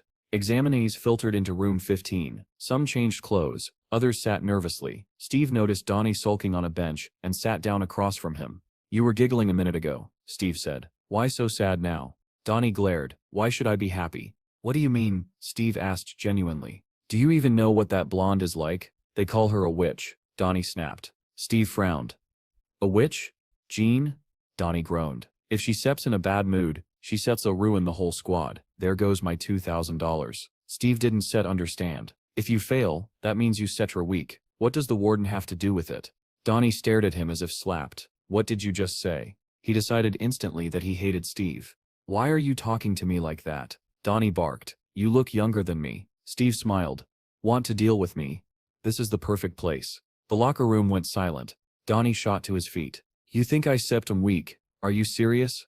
"Yes," Steve answered calmly. The word lit Donnie Sepp's fuse. "You stir dead. Come on." He stormed toward the training room, tearing off his jacket. The others, excited and terrified, followed. Inside the cage, Jean entered the locker room and found it empty. Her irritation flared instantly. Where did everyone go? Meanwhile, her entire squad crowded into the training hall around a massive metal cage. Donnie and Steve stood inside. "If we get caught, we're finished," someone whispered. Another sighed. "We star in the blonde Sips squad. We star if finished anyway." Donnie scowled at Steve. "You jerk, acting all cool. You haven't heard of Stone TV, a Thistuma rising YouTube fighter." "What Sep's a YouTuber?" Steve asked. "Some kind of food?" That nearly made Donnie faint with rage. "You stir mocking me." Behind them, the crowd cheered. "Go Donnie, get him." Donnie threw a series of flashy punches at the air. "Straightening out idiots like you is my hobby. I've got tons of views on my exam videos." Steve listened quietly, expression unreadable, and then said, "Interesting." Donnie Sepp's vein popped. "Stop talking nonsense, you psycho." He lunged. "Take this." He swung at Steve Sepp's face with everything he had, and Steve didn't move an inch. Then, "Enough." The voice cracked through the air like thunder. Everyone turned. Jan stood there, eyes cold as winter. Donnie swallowed hard. "Blonde witch. Out," she barked. Every examinee exploded out of the training room as if chased by demons. "We stir dead. We stir so dead." Jean strode toward the cage, glaring. "Do you idiots want to be eliminated on the first day?" Donnie forced a smile. No, of course not. Just stretching." Jean cut him off. "Then let's get rid of one of you immediately." Both boys froze. A sinister smile curved on her lips. "Whoever loses is expelled. Begin." Silence shattered into panic. The fight, now official, was about to start. Donnie forced a shaky grin. She's insane, he thought. But Steve understood the order perfectly, and had absolutely no objection to carrying it out. Donnie puffed up his chest and glared. "You asked for this." Donnie set cry afterward. Steve smiled warmly. "I actually feel sorry for you." "Shut up and move already," Donnie shouted, swinging a wild punch. He never finished. Steve's fist slammed into Donnie's face faster than anyone could follow. The boy collapsed flat on the mat, unconscious in a single hit. Silence. Steve kept his fists raised, expression calm. Jean's eyes widened. She had expected Donnie to lose, but not like that. She looked sharply at Steve, instantly convinced he was the instigator. She remembered him from the portal, the strange smell, the unsettling sense of familiarity. From day one, he had irritated her. But Steve only tilted his head and asked, "What about you, want to try too?" Jean blinked. "What?" "If you want," he repeated, "you can come up here." Understanding dawned and fury followed. Steve offered a deal. If he won, she wouldn't expel Donnie. John stared at him as if he were an idiot. Impossible. Still, she removed her katana, set it aside and stepped into the cage. She moved like someone born in battle. Tilting her head, she asked, "Are you unusual?" Steve blinked.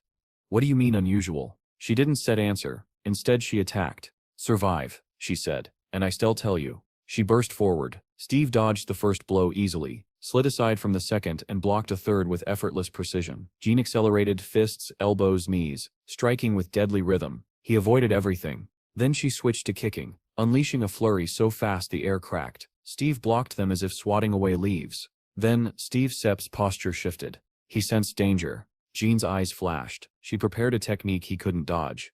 "If you win," she whispered, "you can ask for something else." She flipped backward through the air and kicked Steve full force in the chest. He flew across the cage, limp, showing no sign of life. She landed lightly. Something felt wrong. She turned her head toward the trajectory, only to hear a voice above.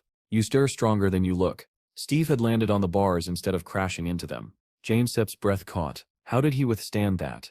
No time to think. She lunged. She was smiling now, alive, exhilarated. This time I won set hold back. Her heel drove into Steve so hard the floor cracked, splinters bursting. Steve fell onto his back. Jean descended from above, ready to finish him. He rolled aside easily. Her punches rained down. He blocked each one. She spun into a low, sneaky kick. He stopped it with a single hand.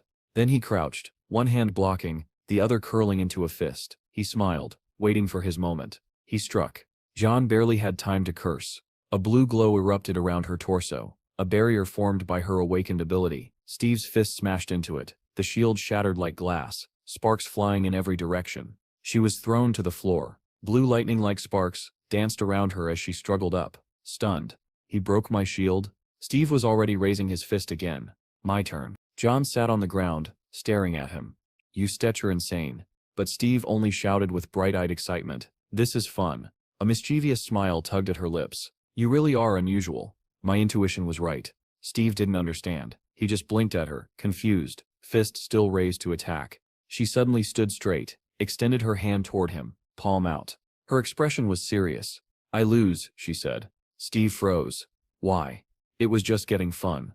But Jean had made her decision, and the entire squad would soon learn why. Jean let out a long exhale and said the fight had to end. Not because she couldn't continue, but because the room was far too small to use real skills. Next time, she added, we shall fight somewhere with more space. Steve nodded with a sad little smile, genuinely disappointed. He hadn't planned to continue the fight anyway. Jean growled in irritation. Say whatever you want. I already admitted defeat. Steve looked at her curiously. Are there many strong women like you in this world?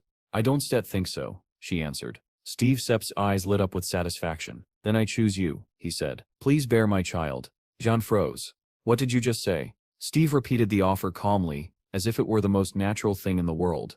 A slap cracked through the cage so loudly that Donnie woke up on the floor. John marched out, muttering curses, glaring daggers at Steve. Donnie blinked in confusion. Why was Steve getting hit? Why was he lying on the floor? Slowly, memory returned. The first punch, the instant defeat, the threat of expulsion. He collapsed to his knees. How humiliating, thrown out before even taking the exam. Then he noticed Steve walking past and glared at him. You feel better after humiliating me? Donnie snapped through tears. Steve gave him a gentle smile. You didn't lose. Donnie blinked. What? From above, unseen by the students, a surveillance camera quietly recorded everything. In another room, the man with glasses stared at the footage, stunned. Did Jean really lose? Back in the training room, Steve told Donnie, go on, and walked away. But Jean said the loser gets kicked out. How am I supposed to stay? Donnie shouted after him. I asked her not to kick you out, Steve replied simply. Donnie stared blankly, his cheeks still swollen. What? Why did she hit you then? He added. Steve only shrugged. None of your business. He kept walking, leaving Donnie behind in dazed confusion. Then a thought struck Donnie. Did they agree that I could stay if Steve survived her strike? Tears welled up, his face twisted with gratitude. That man, he's a real man. He burst into tears. Brother. Wiping his eyes, he ran after him. Let's go together. Suddenly a voice echoed through the speakers. Awaken Steve Yinin, report to the Warden Sip's office. Both boys froze. Is that your name? Donnie asked. Seems like it, Steve replied. Steve knocked, entered, and sat across from the man who had just witnessed the entire fight footage. The warden placed a recorder on the table. Everything said in this room will be recorded. Steve swallowed nervously. I just saw your sparring session with Jean. She Sep's a B rank awakened. Are you unusual? She asked me the same thing, Steve replied. What does that even mean?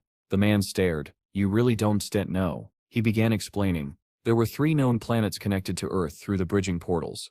Aruka, a peaceful world of elves and dwarves, where Earthlings learned magic, crafting, and artifact making. Kushan, a divided world where the Man tribes and the Chungwan people battled for dominance. If the portal opened in Man territory, war. If it opened elsewhere, exchange. Midul, home to warlike orcs and terrifying monsters. When a portal opened there, battles erupted instantly. People who return with powers from these worlds, he continued, cannot be measured by normal awakened rankings. We call them unusuals. Steve listened with polite boredom. When the explanation ended, he said, that Sep's all pretty complicated.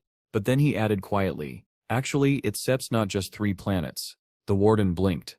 What do you mean? His mind raced. He can be from one of those 3. Was he raised in a dungeon? No. That wouldn't make him capable of defeating a B rank. Where did you come from? The man finally asked. Steve answered plainly, I already told that bald doctor everything. I lived 1,000 years with wolves. The warden dropped his pen, and the recorder kept running. The warden stared at Steve in stunned silence, replaying the wolf story in his head. 1,000 years. Wolves. B-rank defeat. None of it made sense, and yet Steve had said it with absolute sincerity. Steve tilted his head. So is the conversation over? The man jolted out of his thoughts. Yes. Yes, you may return to the dormitory. He tried to smile, but his face twitched. Steve thanked him and left. The moment Steve closed the door, the warden slumped back and muttered, so the rumors might be true. Just then, a man entered and saluted. Senior Sergeant Sheldon reporting. The warden instructed Sheldon to take over as Warden 15. Sheldon blinked. Jan isn't set coming? The warden clicked his tongue. She ran away. Ran away? How? The warden adjusted his glasses. Because Steve is in Team 15. Sheldon stiffened. He was ordered to keep a close watch on Steve during the entire exam and file a detailed report afterward. A voice echoed through the dormitory. All examinees, put on your uniforms and assemble at the stadium. Groans erupted. It begins. At the stadium, each warden stood beneath their squad numbers. Sheldon stood at 15, and the moment the group saw John wasn't there, cheers exploded. She sips gone. Thank the heavens. Sheldon replaced the witch. Sheldon introduced himself with a grin, and announced today's tests. Run 100 meters, in 9 seconds. Complete 40 triathlons in 1 hour. Easy, right? The group erupted in complaints. That sip's unfair. People have different builds. Not everyone is a sprinter. Nearby, a chubby girl finished the 100 meters in 13 seconds. Eliminated, the warden declared. I am a healer. Lower the bar. Monsters won't slow down for healers, he replied. Then he called, Group 15, Donnie, to the start. Donnie swaggered forward. 9 seconds, child's play. His teammates panicked, but Donnie grinned and flashed a victory sign at Steve. The whistle blew. Donnie exploded forward, feet kicking up dust. He crossed the finish line triumphantly. 8 seconds, Sheldon read. Passed. Donnie cheered, until Sheldon called the next name. Steve Yaning. Steve stepped up calmly, set his feet on the blocks, and stared down the track. Donnie yelled, Let's go, brother, while the rest watched nervously. The whistle blew, and Steve vanished. All they saw was a shockwave of dust exploding behind him. The finish line sensor beeped before anyone could register what had happened. Donnie Sip's jaw dropped. He Sips not human. Inside the administration office, a phone rang. The warden picked it up. Sergeant Sheldon Sip's voice came through. Sir, Steve passed. His results are beyond shocking. Sending video now. The warden tensed. What about journalists? Sheldon turned, and froze. Journalists were already alive with excitement. Cameras aimed at Steve like hunters spotting prey. A phone rang again. A woman answered. Returnee Management Bureau. This is Manager Kim. This is Major Swan, the caller said. ISEP sent you 2 videos. Please review immediately. She opened them. Steve's run captured in full detail. Her eyes widened. What? What is this? On screen, Steve's figure tore across the track at impossible speed. The Major Sep's voice echoed through the phone. Seems the doctor wasn't lying after all. Manager Kim bit her lip. If this man is truly unusual, if his answers were real, then Steve may be a returnee from a 4th unknown planet. She slammed her hand down. Stop all journalists. Block all access immediately. The assistant checked his phone. Too late. There's Sep's already an article about Steve Sep's record-breaking run. Shut it down, she snapped. Clear every article. But outside it was too late. Journalists surrounded Steve like bees around nectar, cameras flashing, microphones shoved toward him. Just one comment. Sir, how did you run that fast? Please give us a moment of your time. Are you the returnee from the unknown planet? They piled closer and closer, and Steve stood at the center of the storm, as calm as ever. Steve stared blankly at the wall of shouting journalists, unable to understand why they were screaming his name. He didn't say a single word, he simply blinked, confused. Meanwhile, Manager Kim was piecing everything together. The timing of the portal incident, the unexplained energy dispersion, the chaos at the center. If Steve had crossed a 4th unknown world without a protective suit, the system would indeed have registered him as F rank. That meant every strange error in his data matched the theory. It also meant her department would gain full authority over him. But before she could strategize further, a squad of security guards stormed into the stadium and began dragging journalists away. They blocked every passage, ignoring the reporters' desperate pleas for interviews. Inside the cafeteria, the examinees gathered at tables, buzzing about how Steve had drawn such media attention. Behind the frosted windows, journalists hammered at the glass, shouting questions. Steve didn't care. He calmly devoured a mountain of food while Donnie stared with sparkling admiration. Of course, Donnie thought, I couldn't have been knocked out by some normal kid. I should Seth recorded that fight. Steve caught Donnie staring. What are you looking at? Finished eating? Donnie jumped. I stroll get you something to drink. You story probably thirsty. As Steve polished off the last of his enormous lunch, Donnie hurried away thinking, just looking at the way he eats, you can tell he's built differently. Back in the locker room, Steve sprawled across a bench. Donnie sat opposite, scanning the half-empty rows of lockers. So many people failed already, Donnie muttered. Then he gasped, remembering something. Steve sat up. What is it? The next exam is a dungeon. It seems better to go in a big group. I hope they redistribute squads.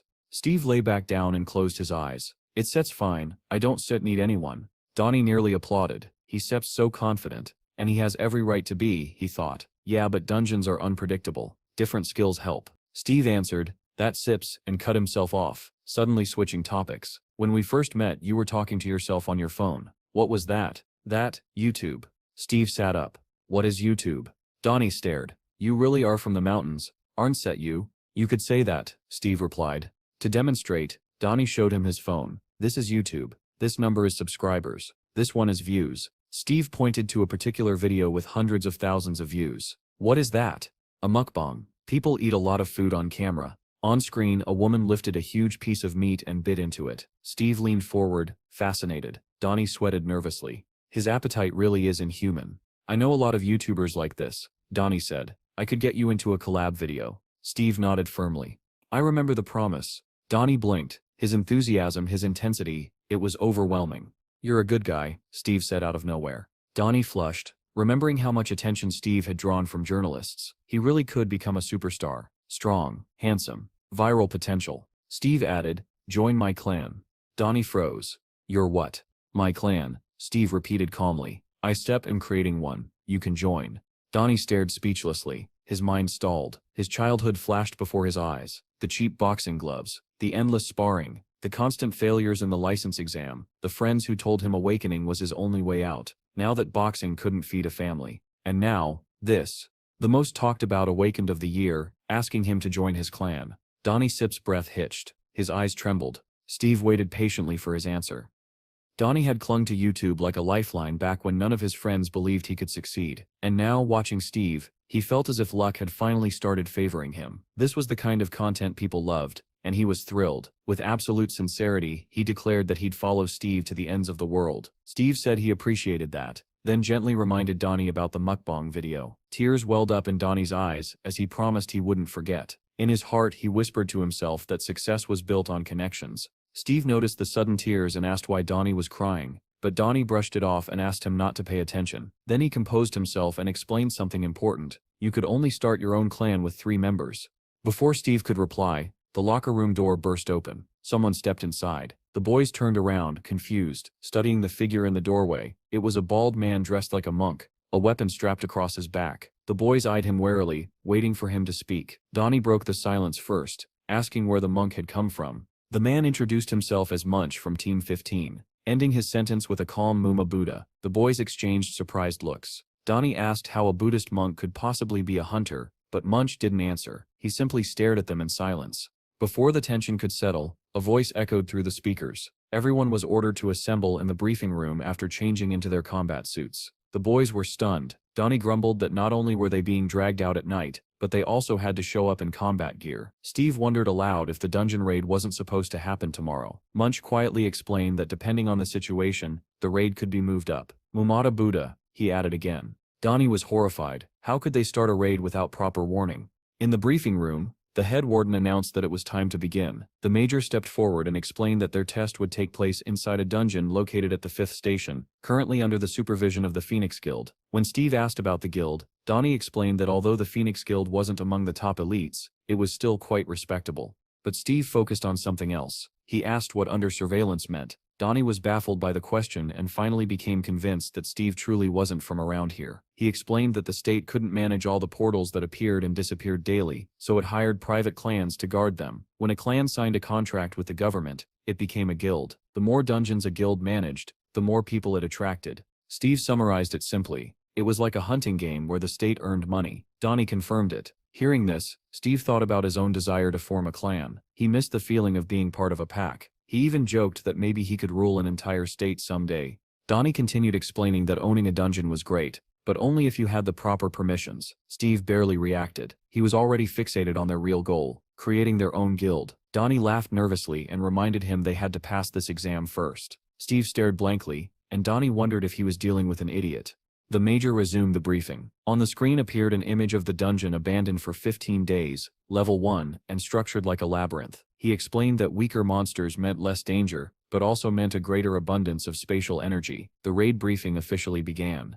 Donnie swallowed hard. The problem with labyrinth dungeons wasn't the monsters, it was getting lost. One wrong move and you were trapped. Clutching his head, he muttered that he could really use an intelligence-type skill right about now. Steve overheard and casually revealed that he had such a skill. Donnie was thrilled for a moment, then froze. The exam hadn't even begun, and Steve already had a skill worth more than 20,000. A dangerous thought crossed his mind. What if Steve was actually rich? Meanwhile, Munch sat quietly, lost in his own thoughts. Donnie turned to him next and asked what his awakened skill was. Munch hesitated, debating whether he should speak. Finally, he answered with just a single word, but that one word drew him deep into his own memory. He remembered the temple, the Buddha statue, and the Tibetan bowl in his hands. He had been meditating, producing a resonant sound that echoed through the hall, but the sound had drawn something else. Monsters began gathering outside, dozens, then hundreds. Another monk had rushed in, shouting for him to stop immediately. Confused, Munch had asked what was happening, but the man only yelled for him and the other monks to escape. Behind the monk,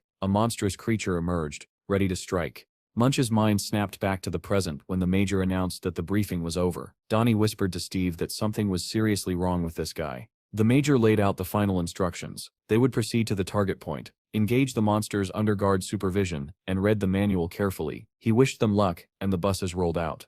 They soon arrived at the portal, glowing with blue light while a helicopter hovered above. Guards hurried the boys along, warning them that anyone who wasn't prepared would not make it out alive. The warden checked on Team 15, and Donnie leaned toward Steve, advising him to secure his gear properly. Sheldon told them that once they entered the dungeon, they could act freely and pretend he wasn't even there. But he also warned them that even if the team performed well, they could still be left behind because the exam was based on individual scores. Donnie grew uneasy. With only 3 people on their team, he asked if Sheldon would help them if something went wrong. Sheldon just gave a knowing smile, said nothing, and told them to keep moving. When they stepped off the bus, Steve asked Donnie why he looked so nervous. Donnie forced a guilty smile and insisted he wasn't scared, though he failed to finish his sentence. Even Munch, the monk, remained calm as he asked the warden whether he could use his personal weapon. The warden confirmed that he could, and the boys headed out. Donnie was stunned. This was only an exam, yet the monk already carried a weapon made of dimensional matter. At the portal, the guard directed the 14th team inside, then told Team 15 to proceed through the right entrance. Sheldon smiled with satisfaction and ordered them forward.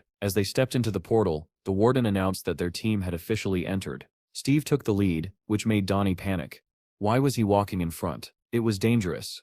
Donnie hurried to warn him but instantly regretted speaking. Making noise before reaching the safe zone would lower his score. Suddenly, a skeletal monster in a robe lunged out from the side. Steve didn't flinch. With a single blow, he shattered the monster's skull. Donnie said the creature must have been attracted by his own scream, but at least they took it down. Impressed, he declared Steve perfect. As expected, Donnie then asked if Steve would use his recon skill if anything else went wrong. Before Steve could answer, a soft click echoed through the hall. A tile under Munch's foot began glowing. Donnie recognized it instantly. He opened his mouth to explain, but he didn't even finish the word trap before a storm of arrows came raining down.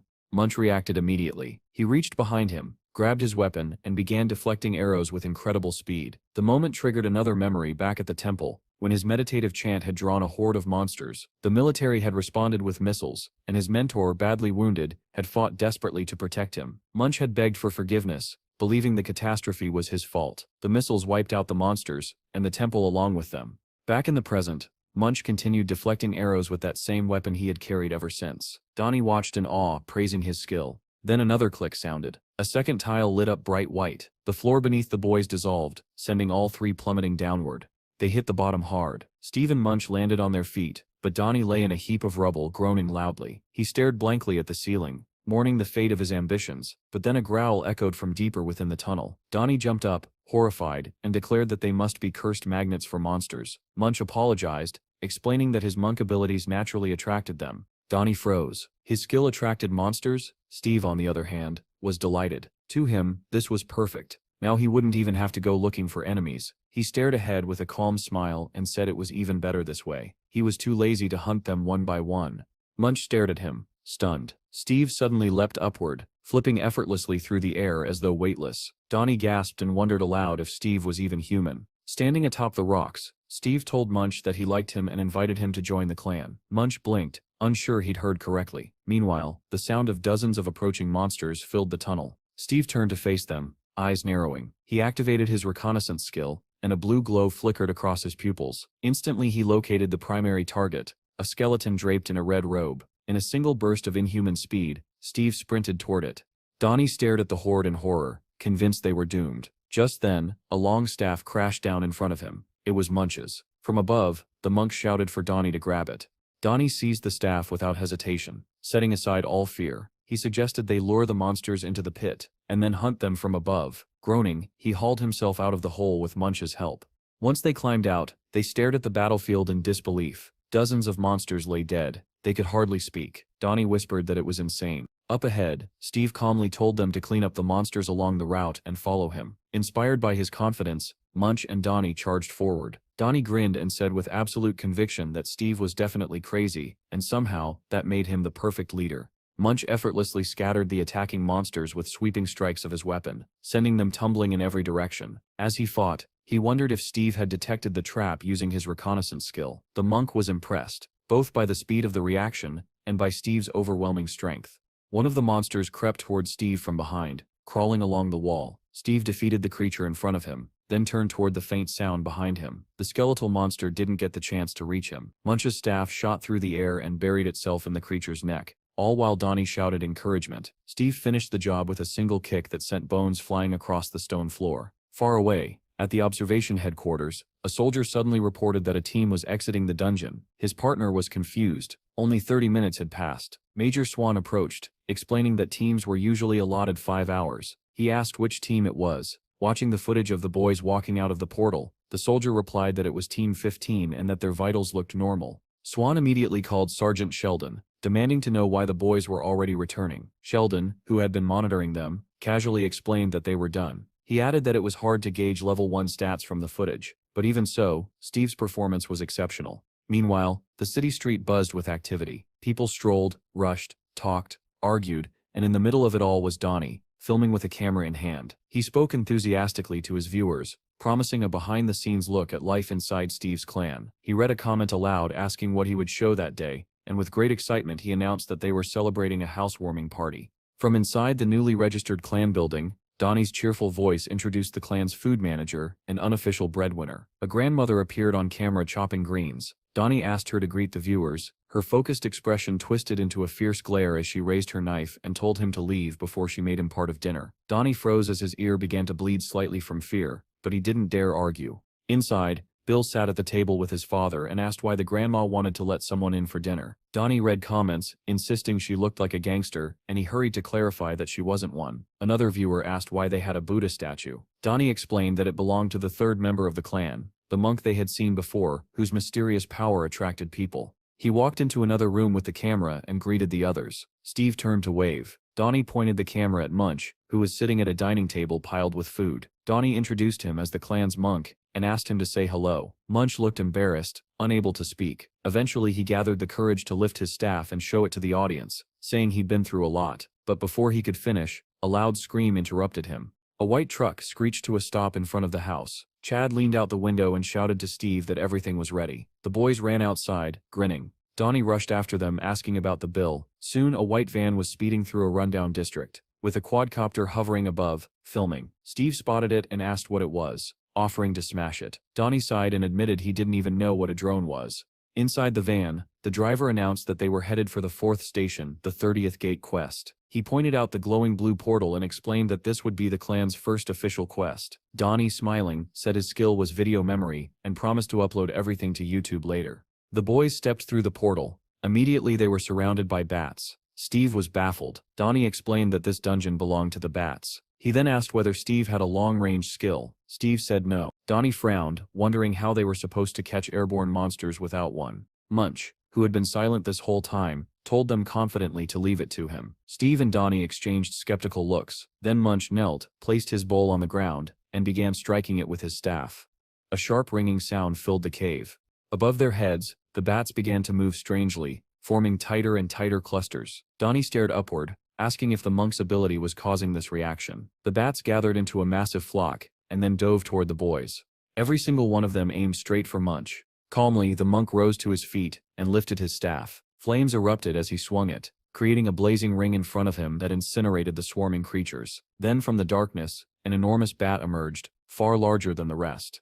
Donnie shouted with exhilaration that they had finally reached the dungeon's final challenge. Steve struck the giant bat with a single decisive blow, slicing the creature cleanly in half. As the remaining bats fell, Donnie exhaled in satisfaction and declared the mission complete. Seated atop a mountain of monster corpses, Steve quietly noted that the door ahead had opened. They should hurry. Donnie, still thrilled, said he would record everything. Back at headquarters, a young man approached a girl who was staring wearily at her monitor. He reported that they had examined all 4 headquarters stations, capable of completing 20 missions per day, and now Steve's clan had gone so far as to incinerate a nearby dungeon. Reading the storm of comments under Donnie's latest video, the girl clutched her head, frustrated. They had barely imposed an embargo, and yet Steve's clan already had a streamer broadcasting everything. The young man added that the video had jumped to 3rd place in trending and asked if they needed to step in. The girl replied that she was aware of its popularity, but then something on the screen caught her eye. It was a clip of a fight, a Russian fighter, known as the Bear, squaring off against a mysterious figure called Hero. The video claimed Hero had defeated him with a special move, and was now naming his next opponent. The next challenger, a tall dark-haired man, looked powerful, confident, and strangely unusual. The clip posed a question: what would happen if the authorities were forced to intervene, and what if this opponent marked the beginning of Hero's reappearance?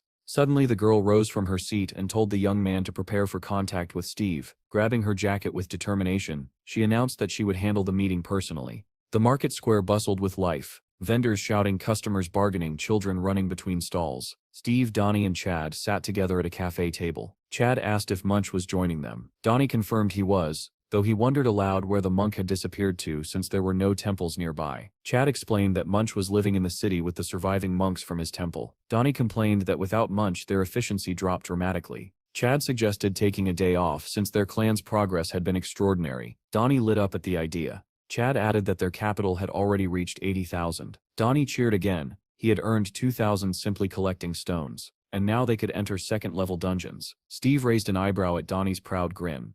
Donnie proudly looked at his monitor, admiring the reward he'd earned. Next to his name, Steve noticed Donnie's rank and profession displayed on the screen. Steve folded his arms, thinking to himself that he had spent only 3,000 on skills, and already surpassed most people. With that in mind, he smiled and agreed today would be a day off. Chad shut his laptop and said he planned to take his son and grandma to the park. Steve's eye caught a sign beside him that read "No information." The grandmother entered carrying food for the puppy, and the same message appeared next to her. But next to Pecky, the puppy, there was detailed information on level and power. Steve wondered if dogs could awaken too.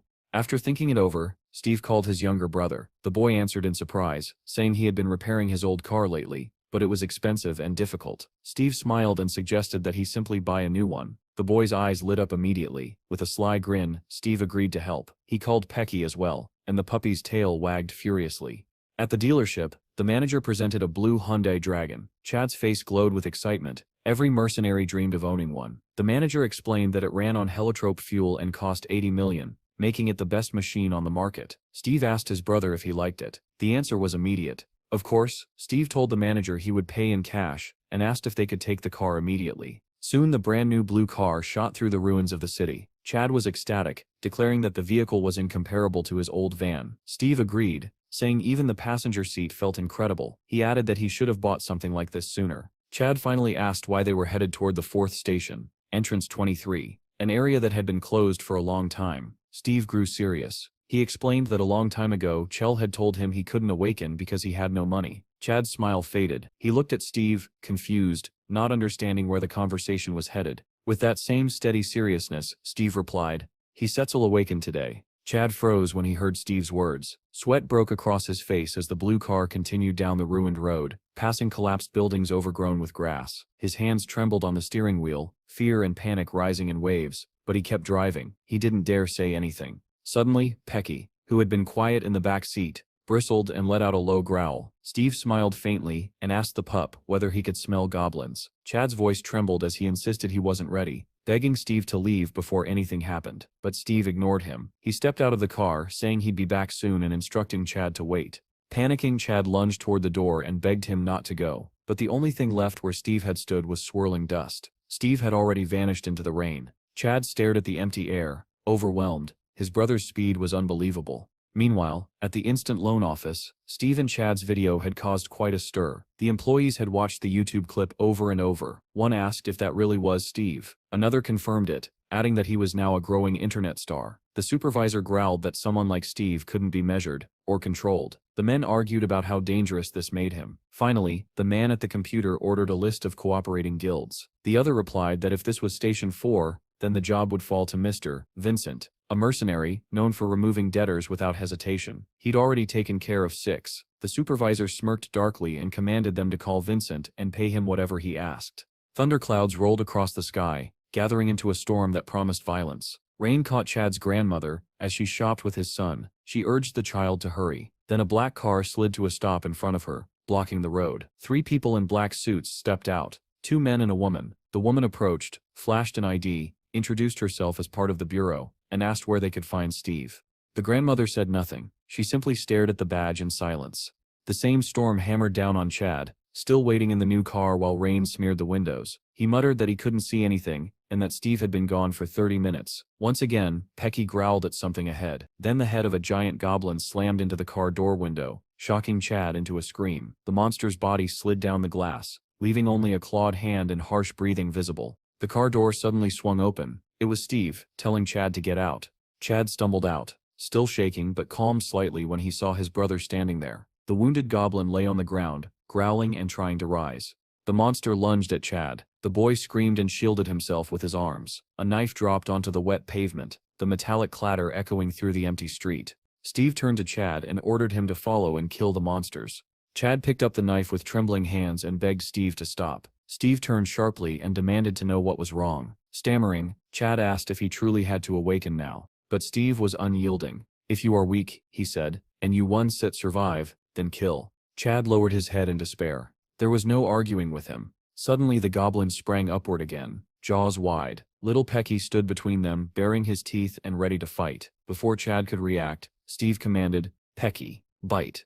The pup hurled himself at the monster, sinking his teeth into its arm. Despite the creature's massive size, the goblin seized Pecky's head with its huge claws, trying to rip him off. Steve didn't move. He calmly stated that Pecky was still young, and that if Chad didn't intervene, the puppy would die. Crying, Chad begged Steve not to force him to do this. Lightning tore through the sky. With it came Steve Sip's roar. "Kill him." Chad's breath came in panicked bursts. He stared at the knife, clutching it with both hands. The goblin ripped Pecky free and prepared to bite down. Chad screamed as he swung. He knew that if he didn't set act, Pecky would die. The blade drove into the goblin's skull. Blood exploded across the pavement. The monster collapsed, lifeless, freeing Pecky. But Steve wasn't finished. He shouted at Chad to continue. Fueled by fear and rage, Chad struck again and again, stabbing until he could no longer lift his arms. At last he threw the bloody knife aside. Rain mingled with the stream of blood on the ground. Chad fell to his knees, gasping for air. He stared at his stained hands,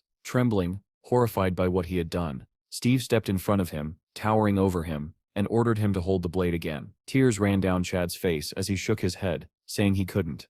But Steve refused to relent. "If you don't set kill," he said coldly, "they will kill you." Pecky suddenly leapt forward, growling with a ferocity Chad had never heard from him before. Chad's eyes widened in fear as he realized the puppy was growling at another monster creeping toward them through the rain. Steve's voice came cold and emotionless. He told Chad to kill the monsters quickly. They didn't have much time. Without looking back, Steve turned and walked away, abandoning his younger brother in the storm. Chad called after him, voice trembling, but Steve didn't stop.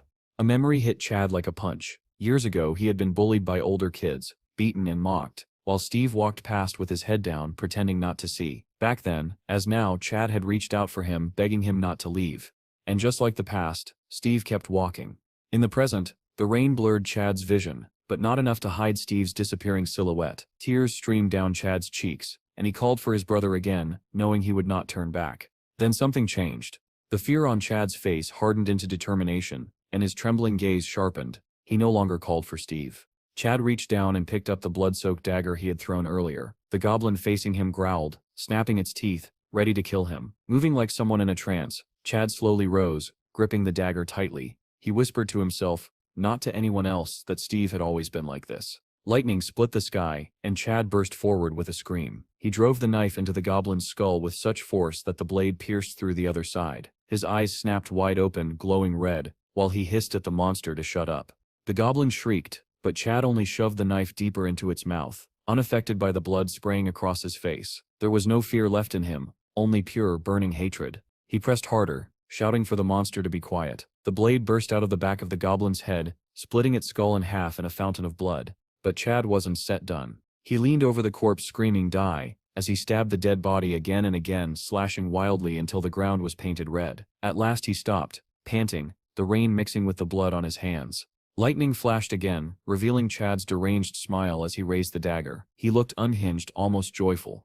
Another goblin lunged at him, grabbing the hand that held the blade. Its dripping jaws snapped inches from Chad's face. They toppled to the ground together. Chad thrust the dagger into its mouth and sliced upward, severing the creature's artery. Another geyser of blood drenched him. With the monster dead, Chad stood, muttering to himself about the sticky feeling on his arm, the sensation of cutting through flesh. His smile twisted into something unrecognizable. He whispered, "Nonsense. What are you doing? Donset, save me." Then he burst into manic laughter. High above, Steve sat on a rooftop, watching the transformation. He saw Chad's awakened status appear, cold-blooded killer. Even Steve was taken aback. Looking down at the drenched, laughing boy, he commented casually that his little brother was cute. Then, louder, he asked Chad whether he had been working part-time at a slaughterhouse. Chad was nearly unrecognizable. Eyes wild, filled with murderous hunger, but Steve didn't react to any of it. He simply told him to get up. Still giggling, Chad obeyed, though the madness in his gaze remained. Steve declared the battle finished. Behind him, the ground was littered with half-dead goblins, dozens, maybe hundreds, wheezing and twitching in the rain.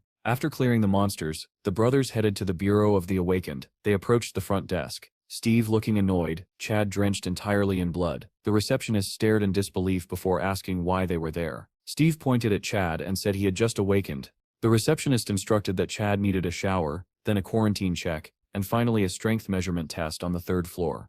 As they climbed the stairs, Chad asked what the measuring room was. Steve explained that there was a device that measured physical strength. If the number exceeded 100, Chad would be officially registered as an awakened fighter. Steve added he had scored 96 last time and failed. Chad didn't believe him. Inside the measuring room, Chad lay on the device wearing a special suit. The machine activated and displayed 111. The examiner told him he was eligible to proceed to the Hall of Ability Manifestation. The doctor then turned to Steve and asked if he wanted to test his strength as well. Steve agreed and lay down on the device Chad had just used. Steve closed his eyes as the machine hummed around him, measuring his strength. Suddenly a strange vision flashed before him. Countless eyes watching him, and a message saying someone was observing him, yet large parts of the information were hidden. When he opened his eyes, the number 189 glowed on the screen, but even that impressive score didn't shake him as much as the eerie vision he'd just experienced. The doctor examined the readings and murmured that the rumors were true. Steve's strength was rising at an impossible rate,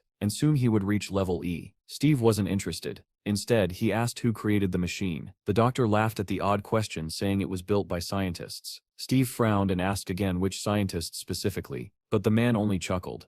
Downstairs, the receptionist handed Chad an awakened ID card inside a small box containing a phone. She explained the phone was a gift and that he'd scored high enough to qualify as a mercenary. Steve congratulated him, and Chad shyly thanked him. Steve asked whether Chad had seen anything unusual during the test. Chad shook his head. He'd seen nothing. Steve assumed it meant he was simply too sensitive. He then asked what Chad's awakened skill was. Chad lowered his head, clearly disappointed, and muttered, "Decapitation." Before Steve could comment, a familiar blonde woman passed by with several subordinates around her. Steve immediately noticed and ran after her, calling out with cheerful excitement, "Blondie!" Her subordinates froze, shocked. One demanded to know who dared address their leader like that and whether he had a death wish. Another recognized Steve, and suddenly all of them realized who he was. With an innocent smile, Steve apologized casually for his earlier words, explaining that he wasn't used to speaking with civilized people, but the woman cut him off, saying she understood, and suggested they never meet again. She walked off with her group. Her subordinates gossiped while following her,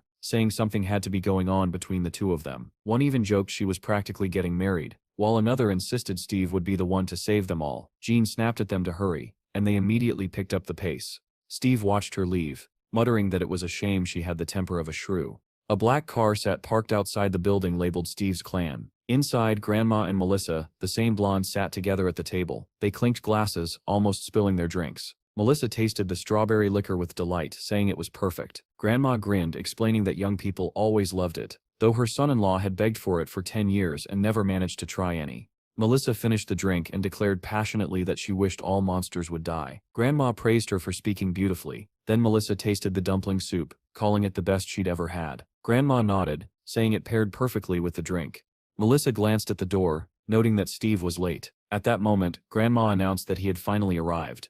Steve and Chad walked into the room, surprised to see Grandma and Melissa sharing drinks. Bill ran over joyfully, excited that his dad and Pecky were back. He jumped into Chad's arms, asking why he took so long. Chad asked if he'd had fun while they were gone.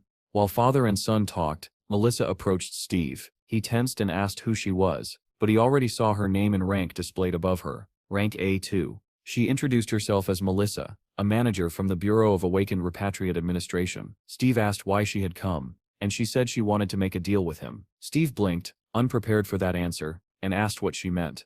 Melissa leaned closer and asked if he knew the official name for a repatriate. Steve admitted he had no idea. She explained that repatriates like him were officially called coordinators.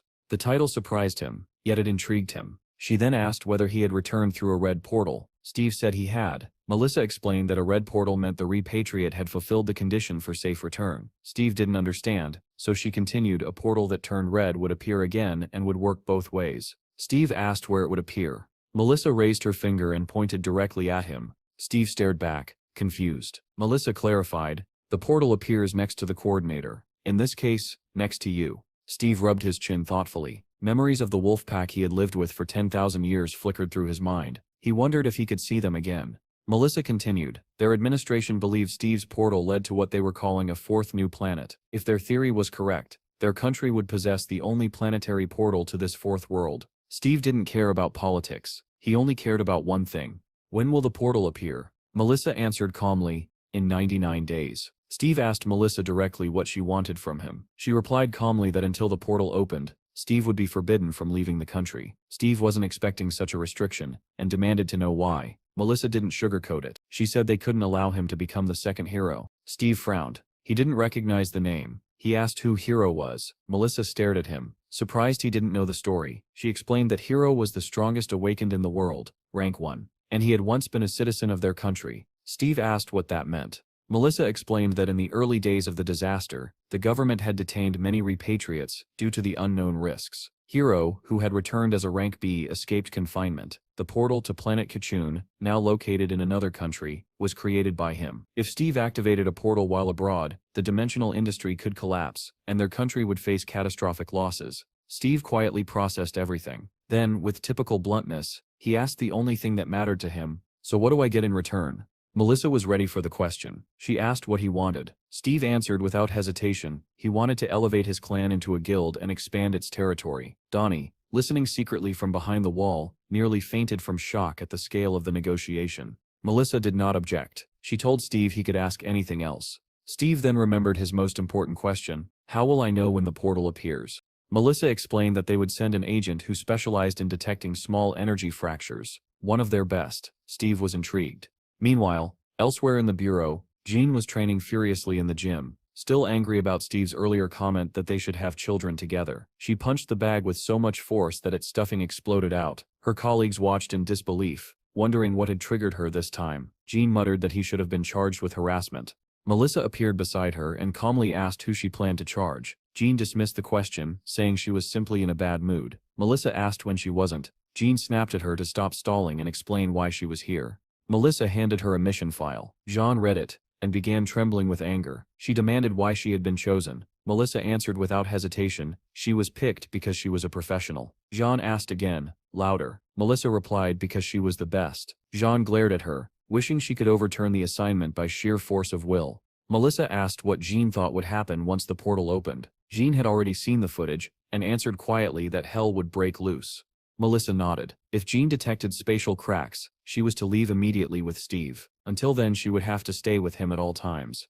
With a mischievous grin, Melissa repeated, always, emphasizing every syllable. Then she walked out laughing, leaving Jean fuming and threatening to file her resignation. Elsewhere, Chad sat in his room, clutching his head as obsessive thoughts circled through his mind. Don't leave, they'll kill you. Don't leave, they'll kill you. His son's voice finally snapped him out of it, calling him to dinner. Later, the clan gathered at a cafe beneath the newly hung wall clan sign. Someone inside shouted in excitement. Chad asked what was going on, and Donnie proudly announced that their clan was thriving, now eligible for second-level dungeons. Steve was pleased by the progress, but Chad pointed out they needed rank D to enter those areas and didn't yet have enough fighters. He suggested they farm first-level dungeons for a while. Donnie agreed, but added that with Steve around, second-level dungeons weren't a problem. Steve decided they would build up funds and strength in first-level dungeons first, then recruit new members. Everyone agreed. Footsteps approached their table. Donnie turned. Munch stood beside them, greeting everyone with folded hands and saying, "Save us, great Buddha." Donnie asked if he had eaten. Bill waved in excitement. Munch replied that he had and suggested they depart. His level indicator showed F5. At the dungeon entrance, traffic was backed up, cars honking, people yelling. Many teams crowded near the portal, eager and energetic. In the bustling crowd, one man recognized Steve's group and called out to them. The four entered the dungeon together, with Chad taking up the rear. The man greeted Steve warmly. Steve shook his hand, and the man happily said he'd heard all about the creation of Steve's clan. The adventure continued. Steve asked Jim what happened to the teammates he'd been with last time. For a moment, Jim's smile faded and a rigid seriousness crossed his face. He hesitated, deciding how much to say, then forced a smile again and claimed everything was fine. Steve pressed further, asking why he was alone. But before Jim could answer, his new teammates called out that it was time to enter the portal. Avoiding the question, Jim excused himself and promised to contact Steve later. Steve waved and said he'd wait. Munch asked who the man was. Steve replied that Jim was a friend he'd met in a previous dungeon. The four stepped into the portal together, their bodies engulfed in a blue glow. All of them were filled with enthusiasm and ready for battle. None of them noticed the figure watching from a distance, the mercenary Vincent observing Steve's clan with sharp interest. In another part of the crowd, Jim's own team prepared to depart. One teammate recognized Steve, while another said they needed to hurry. Jim, however, was troubled. He couldn't bring himself to tell Steve the truth about his clan's collapse. Two of their core members had quit under the excuse of needing rest. When the core left, the entire clan dissolved overnight. Null clans were easy to form, but just as easy to break. The stress of killing and nearly being killed had shattered his former partners. They might never return to mercenary work at all. Entering the portal, Jim's captain called him to the vanguard, hoping he could carry the team. In this world, clanless mercenaries formed temporary one-day parties to clear dungeons. Some of them forged bonds and eventually rebuilt new clans. Jim hadn't given up. He vowed to start again. Meanwhile, a motorcycle sped through the city. Jean rode it, crimson suit gleaming in the wind. She reported that she had left Steve's clan headquarters and heard they went into a dungeon in the morning. Melissa replied that she would send the coordinates to her. When Jean received the location on her helmet display, she accelerated toward the site, her long hair whipping behind her. Inside the dungeon, Steve's team fought fiercely. Monsters flew in all directions, as Munch unleashed a powerful spell. A dragon, glowing blue, surged across the battlefield, his brand new summoned spell Dragon Chase. Nearby, Chad slashed through enemies with his knife. Donnie narrated proudly, explaining that he recently earned a clan nickname, Bounty Hunter, and his new skill, Chase. Donnie warned Chad to look behind him. A monster dove at Chad from above. Chad reacted instantly, thrusting his blade upward and tearing open the creature's belly. A feral smile spread across Chad's face, one dangerously close to a beast's grin. Donnie saw it and wondered in fear if Chad actually enjoyed the killing. Up above, Steve watched the battlefield with satisfaction as his teammates handled the monster horde together. Not far away, another team wasn't so lucky. A series of explosions ripped through the forest. One reckless mage hurled fireballs at a swarm of frogs, giant monsters with long red tongues, without caring that his own teammates were caught in the blast. Jin fell, injured, cursing the mage for nearly killing him. Before he could get back up, a frog monster wrapped its tongue around the mage's waist and dragged him away. The rest of the team was devoured as they screamed for help. Jen, barely conscious, thought of Steve's clan and felt a painful twist of jealousy. Surely they wouldn't accept a washed-up E-class mercenary like him. By then Steve's team had already finished and stepped out of the portal, glowing in blue light. Donnie said happily that this run saved them time and spared them exhaustion. Munch added that he had tested skills he didn't even know he possessed. Steve praised them and said they would begin splitting into groups to attack more efficiently. At that moment, a stranger approached them and asked if they were Steve's clan. Steve immediately asked who he was, eyeing him with suspicion. The man introduced himself as Vincent from the BDG guild and handed over his business card. Donnie nearly choked. BDG was a rank 5 guild. They owned 4 stations and even possessed a personal portal. They ranked 20th on the national list. Steve examined the business card and asked what Vincent wanted. Vincent smiled politely. He said that since BDG shared territory with Steve's rising clan, they wanted to give them a welcome gift. Everyone was stunned. Vincent explained that he'd heard the clan leveled up recently, and wanted to congratulate them by offering tickets to a second-level dungeon under BDG's direct jurisdiction. Donnie's eyes sparkled. Second-level tickets were extremely valuable. Vincent asked if they wanted to go immediately. Chad hesitated, pointing out they should probably prepare first. Vincent waved the concern away, saying BDG would provide everything they needed as part of the gift. Donnie was amazed. Such support guaranteed success. But Steve declined. He said they would farm first-level dungeons to train teamwork. He alone would handle the second-level descent for now. It would be more efficient. Vincent smiled, a little too satisfied, before hiding it. The clan agreed with Steve's plan. Vincent gestured toward a brown SUV and invited them into his vehicle. Their next challenge was about to begin. The SUV rumbled toward the dungeon entrance, passing destroyed buildings tangled with overgrown vines. Vincent radioed ahead, saying they would use entrance #47. The operator confirmed they were cleared to enter immediately. Steve noticed the empty surroundings and commented that there were no mercenaries nearby. Vincent agreed, explaining that this portal had appeared only recently. He had taken care of all the arrangements, so Steve could step inside without delay. Steve said it was very kind. Vincent smiled and replied that if Steve's clan continued using BDG portals in the future, they would consider it a favor repaid. Steve, after a moment of thought, said the two guilds were indeed neighbors. When they arrived, Vincent asked a worker if everything was ready. The worker nodded and handed Steve a backpack filled with supplies. Steve slung it over his shoulder, turned to Vincent, and said that if he came back alive, they'd have lunch together. Vincent waved and promised they would share a drink when he returned. Steve pressed a switch on his suit. A helmet materialized around his head. With steady confidence, he stepped into the portal, swallowed by blue light. Vincent's expression twisted into a satisfied whistle. The smile froze when he heard the roar of a motorcycle behind him. A woman in a red suit skidded to a stop. She yanked off her helmet. Sheen. She demanded to know whether the person who entered the portal was Steve. Vincent confirmed it and asked who she was. Jean didn't bother answering. She sprinted toward the portal and declared she was going in after him as a member of Steve's clan. Vincent shrugged and told her to go ahead. As she disappeared into the blue glow, Vincent remembered a conversation with a creditor. He had quoted a fee of $2 billion to handle both Steve and the girl. The creditor complained it was too expensive. It wasn't even murder. Vincent argued that killing Steve wasn't simple work. A public figure brought public consequences, risks, costs. Jean, unaware of any of this, entered the portal boldly. Earlier that day, she had arrived at Steve's headquarters and asked the others where Steve was. Chad explained that he'd gone into a dungeon. Jan jumped on her motorcycle immediately and followed the SUV. Melissa watched everything remotely via monitor feeds. When Jan asked why she had to chase after him, Melissa said she needed to observe Steve's skills personally. Jan protested. She wasn't even suited up, but Melissa reminded her about the bracelet. Jan snarled that she treasured her equipment. Melissa coolly said she'd double her bonus. Jan cursed and stormed into the portal. Inside, Steve had already arrived. He stood still, noting how different the atmosphere felt here. The portal flashed again behind him. Before he could turn, Jean Sepp's furious voice pierced the cavern. Dawn Sepp, turn around. Stay still. Steve obeyed, facing forward while glancing sideways at the portal. Jean pressed her bracelet. A dark substance spread across her hand, forming a combat suit over her body. She muttered angrily about her terrible mood. She swore she'd demand triple pay for this assignment. Then she noticed Steve staring directly at her the entire time. Outraged, she screamed that she told him not to look, and called him a pervert. Steve flushed and insisted he was just admiring her bracelet. Did it have inventory functions? Jean's face turned red. She demanded to know how long he had been looking. Her rank, B8, appeared beside her. Steve suddenly remembered something. On the day he returned from the other world, she had seen him naked too. He grinned smugly and said they were even now. Jean snapped that she hadn't seen him by choice back then. Steve changed the subject and asked why she had come. His first guess was, "Did you want to fight me?" Jean said Melissa had sent someone to monitor him. Steve remembered and said Melissa promised to send a professional. Jean, flustered, admitted that she was that professional. Steve raised an eyebrow and said, "It doesn't seem like it." John bristled and said she rushed here in casual clothes because she didn't want to be late. Steve told her seriously. Dawn Sepp interfere.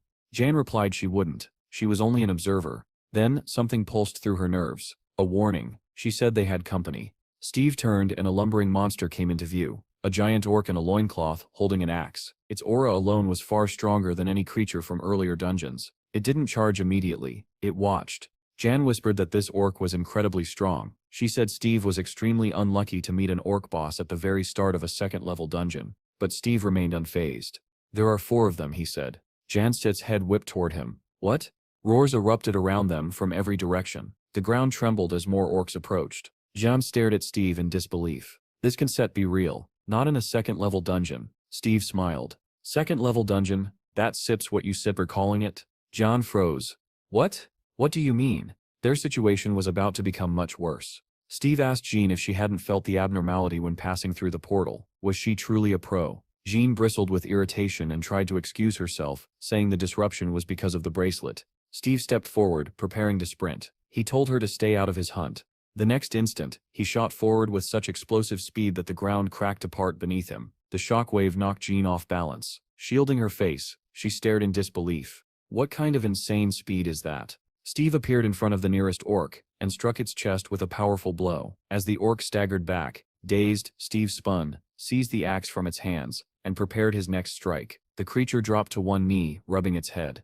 But the echoes of approaching orcs grew louder from every direction. Steve swung the axe. The orc's skull split cleanly in half. Another orc charged forward, enraged by the death of its kin. Steve swung again, driving the axe through its body and unleashing a fountain of blood. Yet another orc barreled toward him. Steve leapt onto a rock, sprinted along its edge, and the monster ran below, searching for him. After a short sprint, Steve launched himself off the cliff toward a tangle of vines. Grabbing them mid-air, he watched the orc scanning around in confusion below. Steve released the vine and dropped straight behind the creature, unseen. Meanwhile, far away, Vincent called the client. He said they should transfer the remaining payment. Even a C-level mercenary would struggle to survive a dungeon like this. The client grinned when asked what level this dungeon actually was. Inside the dungeon, Steve plunged a dagger into another orc's skull. Jean watched from a distance, stunned at what she was seeing. Steve crouched beside the corpse, completely ignoring the next orc running at full speed toward him. Steve muttered with excitement that the dungeon's level didn't matter as long as he could kill everything inside. The new orc swung its axe inches from Steve's head, but Steve dodged effortlessly and struck its chest with enough force to send it flying. A second strike crushed its skull. Helmet soaked in blood, Steve stared at the dying orc and saw a notification plus 32 points. He grinned. This dungeon was a treasure trove. Without looking, he tossed Jean the backpack he'd received earlier. She caught it. Startled, Steve asked her to help collect bloodstones. Then he walked off toward another corpse, leaving her baffled. Jane watched him with a mixture of confusion and growing horror. He was just an F rank, yet he was massacring the battlefield. The conclusion formed itself: Steve was completely insane. A twitch ran up Jean's spine. She sensed something and turned her head sharply, activating her reconnaissance skill. Her eyes glowed blue. Steve, meanwhile, pried a massive bloodstone from a corpse and proudly showed her its size. Jane ground her teeth. Not now. Steve blinked, confused, and asked why. Jean threw the backpack to the ground and said that even if he killed 4 orc bosses, the portal still wouldn't open. The bag only contained stones. Steve began stuffing bloodstones inside, saying that in that case, he'd put them all there. Jean rubbed her head in frustration, wondering what exactly was wrong with this man. Unable to take it anymore, she snapped. This is a 4th level dungeon. If the difficulty were any higher, even together we wouldn't get out alive. Steve froze. So Vincent had sent him into a 4th level dungeon for free. Jane watched him, horrified. Half of what she'd said had flown over his head. Steve, delighted, shouted that if he survived, he would definitely pay for Vincent's dinner. Jane stared at him like he was out of his mind. Are we actually idiots? A sudden pressure hit her senses. Jean spun around just as a monster lunged at her with a weapon. She reached instinctively for her sword, but the sheath at her hip was empty. She'd forgotten it on her motorcycle in her rush. Before she could react, Steve slashed the monster's head clean off. The corpse collapsed beside her, splattering blood everywhere. Steve smiled and told her he was strong, though he'd been stronger before. Jean stared at him skeptically. Another pulse. Jean's eyes widened. She and Steve turned simultaneously. Jean activated her clairvoyant skill. Her eyes shone blue. Through infrared vision, she saw dozens of monsters rushing toward them. She cursed. A mob of orcs was closing in, and fast. Their path was sealed. Jean asked in panic if there truly was an entire army of them. Steve only smiled. Even without Munch here, the monsters were coming straight to him. Jean snapped at him to be quiet. The first wave arrived, orc riders mounted on snarling wolves. Jean shouted that it looked like nothing but orcs. But Steve wasn't listening. His eyes sparkled. He was thrilled by the sight of the harnessed wolves. The ogre drew closer, raising its massive weapon. Steve dashed forward, telling Jan not to touch his monsters. Jan snapped back that he should be worried about other things, but still activated her shield skill, successfully blocking an incoming strike. Steve didn't stop. He rushed past her, splitting the next orc's skull cleanly in two. Before its body even hit the ground, Steve was already charging another target. Jean summoned her sword from her inventory and struck the orc attacking her, but the monster merely stared at the shallow cuts on its body, confused. Jean clicked her tongue. She had grabbed only the blade, not the heavier weapon she usually carried. Before she could finish the thought, Steve bounded toward them shouting, "I told you. Don't touch mine." He leapt from above and kicked the orc off its wolf mount. The beast crashed to the ground, rolling across the dirt. Steve landed lightly behind Jean and launched himself forward again, cutting through the approaching monsters like a falling meteor. But then, everything shook. A colossal club slammed into Steve's side, sending him skidding violently across the ground. The attacker was enormous, even compared to the other orcs, draped in a fur mantle with ornaments hanging from his neck. He looked every bit like a commander, if not the orc general himself. Steve hit the ground hard. His dagger slipped from his hand. The ogre general loomed over him. But Steve sprang up, grinning in excitement. "So you stir the boss of all of them?" The orc general didn't answer. He simply stomped, sending dust exploding upward, and swung his club again. Jane sprinted toward Steve, shouting that they had to eliminate the general first. The club crashed down, but Steve dodged. The second strike barely missed him as he vaulted upward, ending up above the giant Sip's head. He plunged his dagger down with every bit of strength, and it lodged deep into the monster Sip's skull. Sean gasped. He actually did it? Steve yanked the blade free, and saw it had snapped in half. The orc general, still alive, finally connected a blow. The club smashed into Steve's stomach, launching him backward like a rag doll. Jane froze. Steve had actually been struck. Meanwhile, at the Bureau of the Awakened, Melissa received a call. Her subordinate hesitated. "May Stom isn't set something strange." Melissa asked what he meant. The man said that Steve and Jean's phones were now far apart, too far, and neither device had sent any signal for nearly an hour. According to their data, Steve appeared to be in a level 1 dungeon. Before he could say where Jean was, he faltered. Melissa felt a growing dread. "What are you talking about? They should be together." Elsewhere, Steve's clan returned to their truck to rest. Donnie peeked into the SUV and saw Steve's phone still lying on the seat. Jean's phone, still on her motorcycle, rang endlessly. Melissa, unable to reach her, ordered her subordinate to check again. Where were they? He swallowed and answered. "I found Jean in a 5th-level dungeon." Melissa's stomach dropped. She remembered Jean forcing her way into the portal. Was it worth risking so much for this mission? She steadied herself and demanded to know who managed that dungeon. The subordinate replied, "It belonged to the DGB Guild," and sent their details. Melissa immediately ordered a full history of all entries into 5th-level dungeons, then told him to connect her to the guild leader immediately. Back inside the dungeon, Steve crashed into a stone wall and slumped, dazed. More monsters surged forward, growling with weapons raised. Jean screamed his name and sprinted toward him, but Steve didn't respond. Then a voice echoed in Steve Sepp's mind. "Get up." His eyes snapped open. He saw the mob of monsters rushing at him, and his grin returned. This is getting fun. He dug his hands into the ground, sprung upward, and grabbed the nearest monster. With a twist of his body, he hurled it into another orc. Both tumbled away. Steve snatched 2 axes from the ground and leapt into the air, hurling them with immense force. They spun through the air and buried themselves in 2 orc skulls. Those 2 fell instantly. But the rest kept advancing, undeterred. The real fight was only beginning. Jean sprinted towards Steve as a rain of arrows fell from above. She was stunned. This orc army even had archers. She rolled into a forward somersault, narrowly avoiding several arrows, but stopping even for a moment allowed a swarm of monsters to close in around her. She didn't panic. Activating defensive bomb skid, she released a burst of blinding light from her hands. Every monster caught in the blast disintegrated into dust, but more surrounded her immediately. Just as the circle closed in, Steve grabbed her wrist and yanked her forward, dragging her through the gap. The orc boss watched their escape from afar, letting out a furious roar. Jean demanded to know what Steve was doing. He told her they needed to run without letting go of her hand. She shouted angrily that they were surrounded. How exactly were they supposed to run? Steve pulled her toward the mountainside, saying it was empty. She looked ahead and saw only a cliff, and answered in terror that she couldn't go there. "That's why we are going there," Steve replied. When they reached the edge, Steve suddenly lifted her into his arms. Jean screamed, asking what he was doing. Steve only told her to hold on tight. Without hesitation, he leapt off the cliff.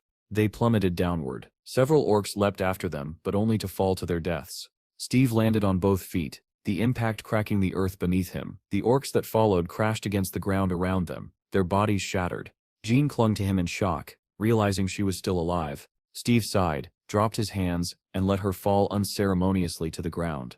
"We're still going to die," he muttered, already walking forward, leaving her stunned and breathless. When she finally looked up, she saw the dizzying drop they had survived. The orc boss glared down from the cliff above. Somehow, she and Steve had lived through that fall. Brief rest, and a grim realization. They found a cave to rest in. A long howl echoed through the barren forest. Inside the cave, Jean hugged her knees, complaining that the monster's cries were unbearable. Calling Steve Mr. Unusual, she asked what his plan was. Steve answered simply, "We kill more orcs, then we level up and push forward." Jean sighed heavily. Level ups had no limit, but stat increases did. Steve shrugged and replied that he had no limits at all. Jean stared at him, confused, and asked what he meant. Steve only gave her a calm smile. Meanwhile, the world outside fell into chaos. Two military vehicles sped toward the dungeon entrance. Crowds of journalists, soldiers, and onlookers swarmed the site. The authorities pushed them back from the portal. A reporter explained, they were at the 5th-level dungeon managed by the DGB Guild, where a deadly incident had occurred 2 days prior. Steve's clan knelt nearby. Donnie was crying hysterically, terrified for Steve's safety. Police dragged out Vincent in handcuffs. He claimed Steve and Jean had entered the dungeon voluntarily, but after interrogation, he finally confessed. Reporters shouted questions, demanding to know Steve's last words. Vincent growled in frustration. He had no idea Jean was from the bureau. The reporter continued explaining that Steve drew so much attention because he was believed to be a repatriate from the 4th planet, which had massive political and scientific implications. Back at the bureau, Melissa burst into her superior's office, furious. She accused him of allowing this disaster to happen, and demanded the criminals be arrested. The chief said they had already detained most of the conspirators, except for one assistant who escaped. Melissa argued that this was a 5th-level dungeon. How could the guild treat it so lightly? The chief countered, asking if shutting down the entire guild would bring Steve and Jean back alive. She exploded at his indifference. He said the belief that Steve came from a 4th planet was only a theory. Perhaps he originated from a dungeon instead. Melissa was horrified by his skepticism. A news broadcast declared that the government would impose stricter regulations on illegal guild activities, frustrating the chief even further. Melissa barely heard him. She broke down crying, confessing that she was the one who sent Jean after Steve. The chief looked at her in surprise. He tried to calm her, saying all they could do now was believe and wait. The reporter outside concluded grimly that survival chances inside this dungeon were extremely low. Melissa collapsed to her knees, sobbing uncontrollably, her mind filled only with thoughts of Jean. Fog thickened through the ancient forest. The trees were bare, though red and yellow leaves still clung to some bushes. Orc patrols searched relentlessly for Steve and Jean. One orc checked the area, axe ready. Suddenly a tiny fairy appeared before him, glowing a faint blue. The creature floated toward his face. The orc lunged to grab her, but she darted away. Frustrated, the orc roared an incantation. His axe glowed yellow as he swung wildly, trying to hit the elusive fairy. She flitted into the bushes, disappearing from sight. The orc growled, stepping forward, and Steve's blade dropped from above, splitting his head cleanly in two. Steve wiped the blood from his face and grinned. 3 more to kill. Then I level up. Jane used clairvoyance, her eyes glowing in blue infrared. She saw another orc hiding roughly 100 meters ahead. She relayed the information to Steve, who was already poised to sprint. The moment he heard it, he vanished, leaving a shockwave behind him. Jen gasped and ran after him, screaming that it was a trap, but it was too late. The orc triggered the mechanism beneath Steve's feet. Sharpened logs shot up from below and struck him mid-charge, hurling him backward. He slammed into a stone wall. The wind knocked out of him, and his dagger fell from his hand. Jen froze in horror as the orc grabbed a horn and blew a thunderous signal. All around the forest, the orcs heard the call and understood exactly what it meant. Steve had been found. The ground trembled as several hidden orcs emerged from underground, having lain in ambush. Jane sprinted towards Steve, shouting at him to get up. Her voice jolted him awake. He turned, anger flashing in his eyes, but his body felt strangely heavy and unresponsive. His limbs trembled, his vision blurred. The orcs closed in. Steve grabbed his chest, confused at why his strength was failing. His senses dulled, his stamina dropped sharply. Then it hit him. He had not eaten in 2 days. Jean arrived just as the first orc swung at Steve. She activated Defense Bomb, unleashing a violent burst of energy that vaporized the front row of monsters and mortally wounded the rest. The blast consumed her strength and she collapsed. Steve rushed to her side, scooping up a fallen axe as he passed. In one sweeping strike, he cut down 2 orcs. A wicked grin crept across his face. "One more," he said. "Just one more." He leapt toward the final target, but a massive blur struck him mid-air. The orc boss sits club. The blow drove into Steve's chest and sent him tumbling like a rag doll. At that moment, Jean regained consciousness. Groggy, she lifted her head and found a towering orc, the boss standing over her, growling, club raised. She muttered bitterly, "Just a fat guy." Meanwhile, Steve flew across the battlefield and crashed into another orc. The axe in his hand slipped and sank straight into the monster's skull, and Steve received a notification. Level up. Flat on his back, Steve stared at the glowing prompt. You have unlocked a new skill, beast transformation. He blinked in surprise. Should he use his newly gained points on this? Before he could decide, the orc boss loomed over Jean. She struggled to her knees, summoning her sword. She refused to die without fighting. Back in the city, the clan's home was quiet. Granny called Pecky, setting down a bowl of red stew. The puppy barked joyfully, unaware of the danger his master faced. Granny's voice cracked as she told the little dog they didn't know whether Steve was alive or not. Pecky happily dove into the food, not understanding any of it. In the dungeon, Jean parried the orc boss's attacks with the last of her strength. Steve activated beast transformation. Pecky, still eating, suddenly floated upward, glowing blue. Granny backed away in shock. Black smoke poured from Steve's back. Jean dodged a massive swing by leaping into the air. Steve's face distorted, elongating into a snarling fanged shape. Smoke wrapped around his body. John desperately tried to buy time, but the orc boss held overwhelming power. His swings were effortless. The smoke cleared. Steve Sepp's black fur changed to snow white. Jean misstepped. The orc boss struck her full force, sending her flying. Her sword clattered across the stone floor as she hit the ground helplessly. The orc boss charged toward her. She curled up, bracing for death. Something massive landed between them. A white-furred half-wolf clad in black armor slammed its claw into the orc boss, pinning him to the ground. Jean stared, stunned. The creature was as large as the orc boss, and effortlessly overpowering him. Steve unleashed a barrage of strikes, pounding the orc's head until it was nothing but pulp. Even after the monster stopped moving, Steve kept hammering, driving the corpse deeper into the earth. Jan could only watch in horrified awe. Steve then tore into the orc boss's body, devouring chunks of flesh. A notification appeared before his eyes, plus 45 points. When he finally looked toward Jean, the girl met his gaze in terrified silence. She studied the enormous werewolf. "Steve," she whispered. The beast opened its blood-stained jaws, barked. Once, then again, then several more times. Jean blinked. "He sits barking, so he sits not a wolf. He sits a dog?" The beast barked again, as if confirming it. A reporter announced that 3 days had passed since Steve and Jean fell into the dungeon, and neither had emerged. A lone motorcycle stood abandoned at the entrance. The reporter questioned the head of the Awakened Bureau. He explained to the audience, "This place is known as Orc Castle. It is recommended that at least a 30-man party, including no fewer than 10 A-rank mercenaries, enter." Yet Steve and Jean had entered alone, and no one knew if they were still alive. The broadcast continued. As the reporter explained the dangers of the dungeon, the camera operator muttered under his breath that this entire situation was a circus. He claimed the government had practically sent Steve to die just to get rid of troublesome guilds. He grumbled about how long he still had to film this interview. The host asked how many people Steve might disrupt if he somehow survived and returned. The operator scoffed. How could Steve return? He was no hero. He was only level F. By tomorrow, headlines would write about how their country had lost its standing in the rankings. Back at Steve Sepp's clan house, Pecky suddenly reverted into an ordinary puppy again, barking happily. Granny recoiled in fear, asking what on earth had just happened.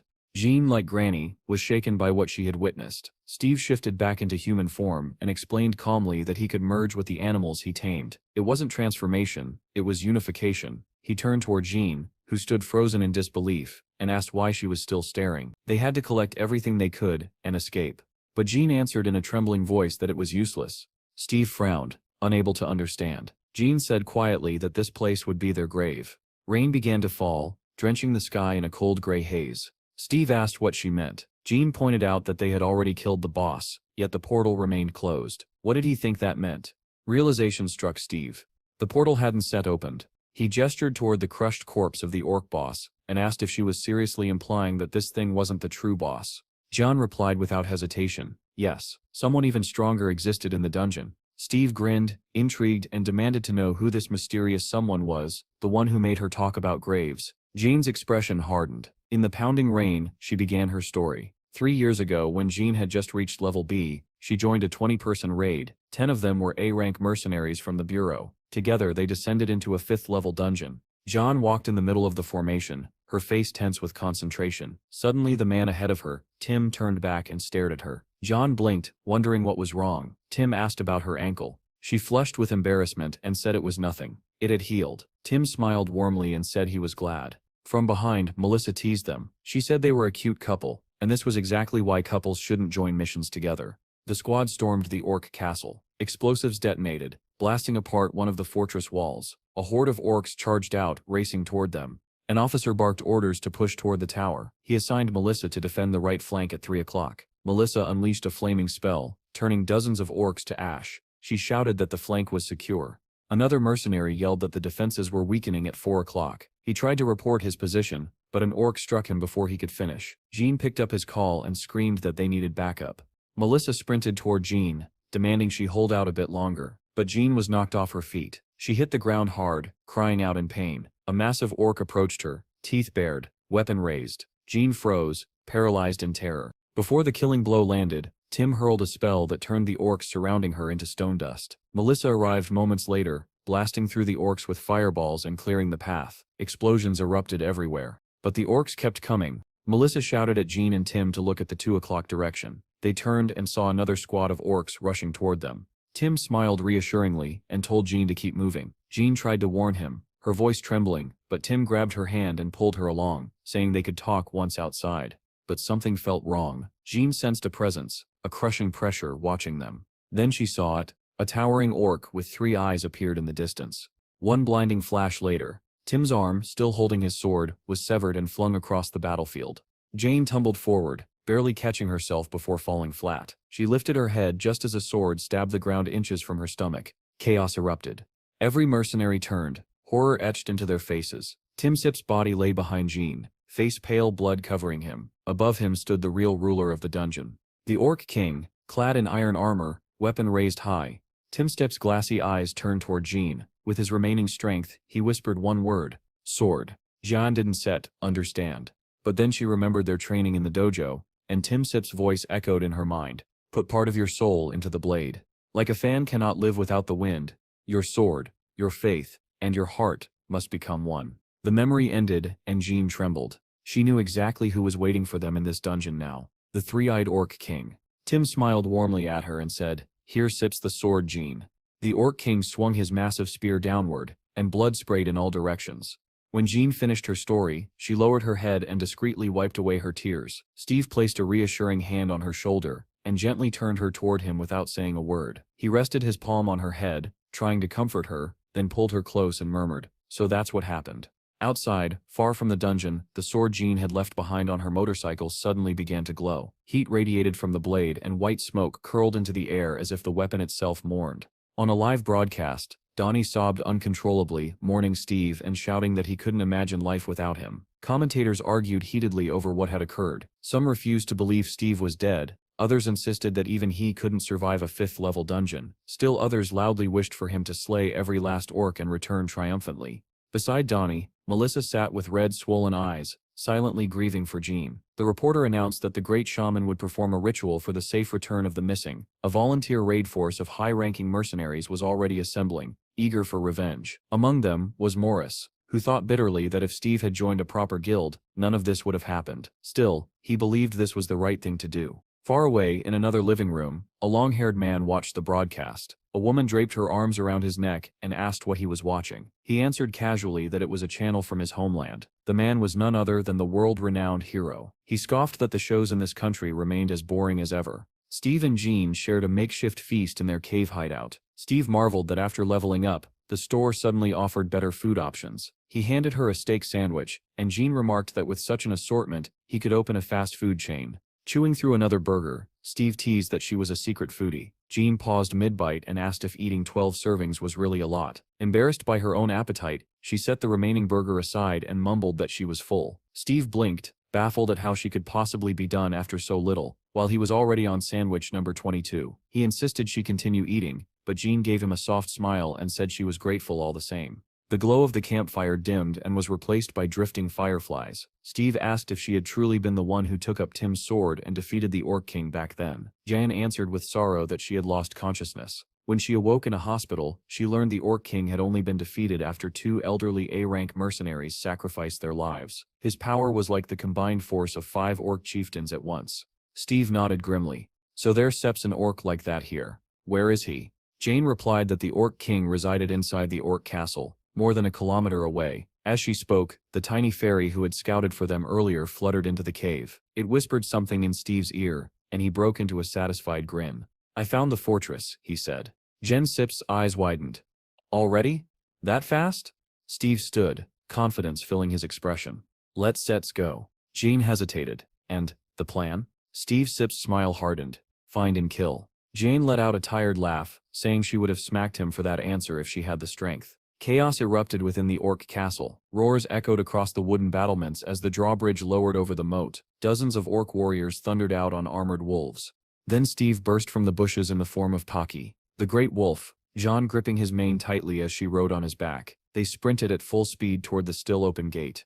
The goblins stationed on the walls spotted them instantly. The mounted warriors turned back, raising weapons as they prepared to intercept. Jean shouted that an entire army was chasing them, and urged Steve to speed up. Ahead, the gate began to rise.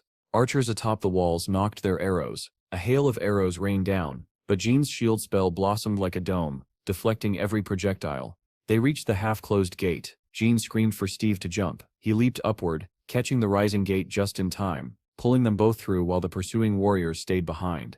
But inside the walls, another battalion waited. Jan hurled a defensive bomb spell. A burst of light exploded outward, blowing apart the front line of orcs and clearing a path. Steve dashed through, dodging the survivors. Straight to the center, Jean shouted. Hold on tight, Steve told her silently. He surged forward, the shockwave knocking aside any orcs behind them. Running parallel to the wall, he used the stone as a ramp. Jean tightened her grip on his mane as several orcs leaped down from above. One collided with her, knocking her off Steve's back. Jean plummeted but twisted midair and grabbed hold of a nearby platform's edge. She hauled herself onto it just as a mob of orcs charged toward her. She didn't hesitate. Her sword materialized in a burst of blue lightning, illuminating her stance as she prepared to fight again. Steve continued running up the wall, while the orcs below could only watch and snarl helplessly. At the very top of the spire stood a solitary throne, exposed to the open air, with no walls surrounding it. Seated upon it was the three-eyed orc king. His eyes, once closed, snapped open as he sensed an approaching presence. Rising from his throne with regal menace,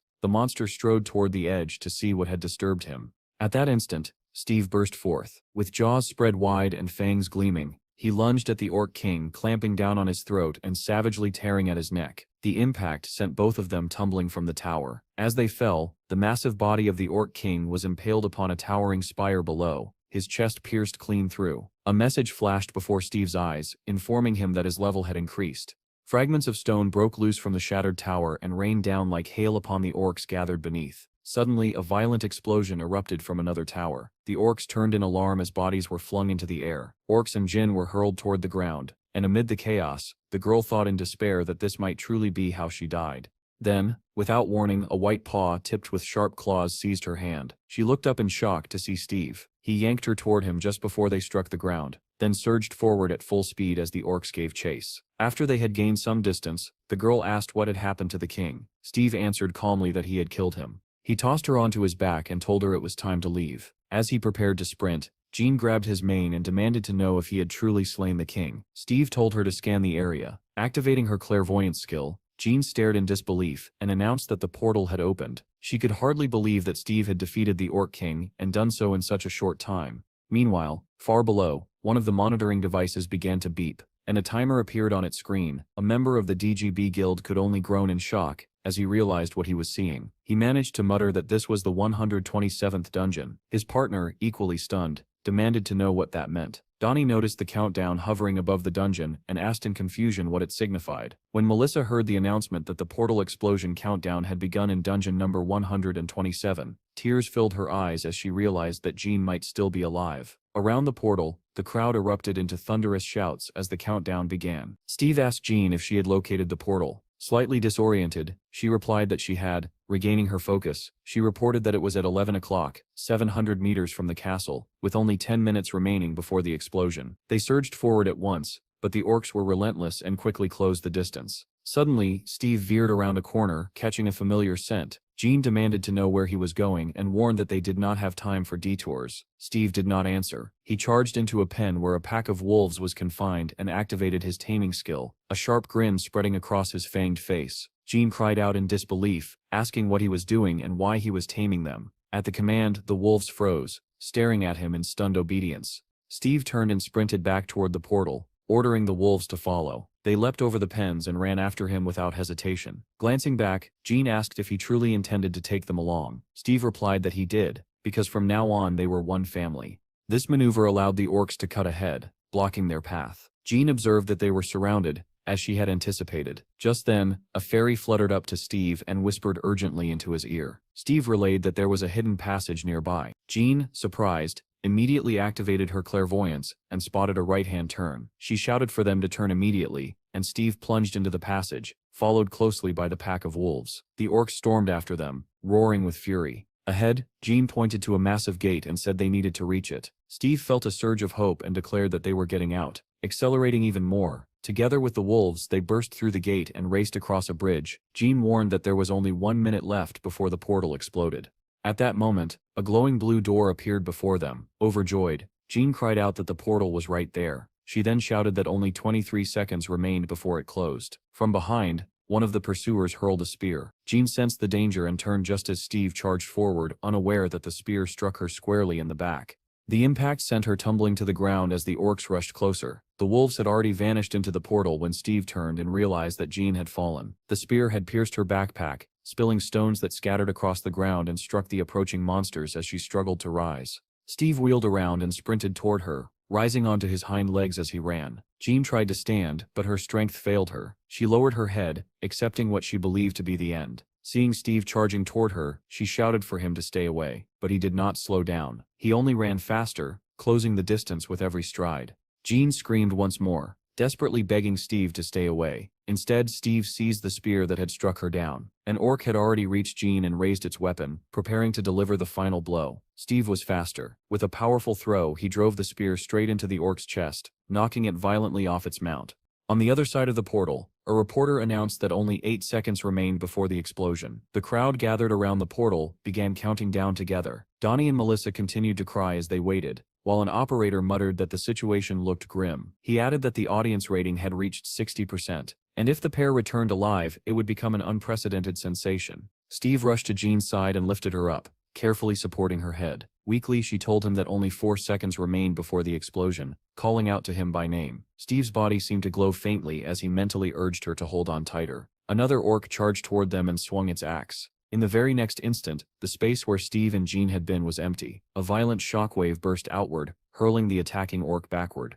The countdown reached 0. The crowd fell silent, unable to believe that no one had emerged. Near the portal, the orcs watched as its blue glow shifted to yellow. Moments later, the portal detonated. Orcs standing nearby were torn apart by the blast, and the survivors fled in panic. The presenter announced that the countdown had ended and that the spectators were frozen in stunned anticipation. Steve and Jean were nowhere to be seen. Then sudden flashes of lightning burst from the portal, igniting excitement among the onlookers. The first figures to emerge were wolves. Shouts erupted from the crowd as the entire pack poured out, one after another, leaving everyone staring in stunned silence. Immediately after them, 2 figures shot out of the portal at bullet-like speed. The viewers could barely discern who had appeared, unsure whether they had even seen a human form. Military personnel and reporters rushed toward the impact site. A crater had been blasted into the ground, and at its center lay Steve, clutching Jean tightly in his arms. The crowd exploded with cheers, shouting that they had survived and wondering how such a miracle was possible. The wolves joined the uproar, lifting their heads and howling loudly.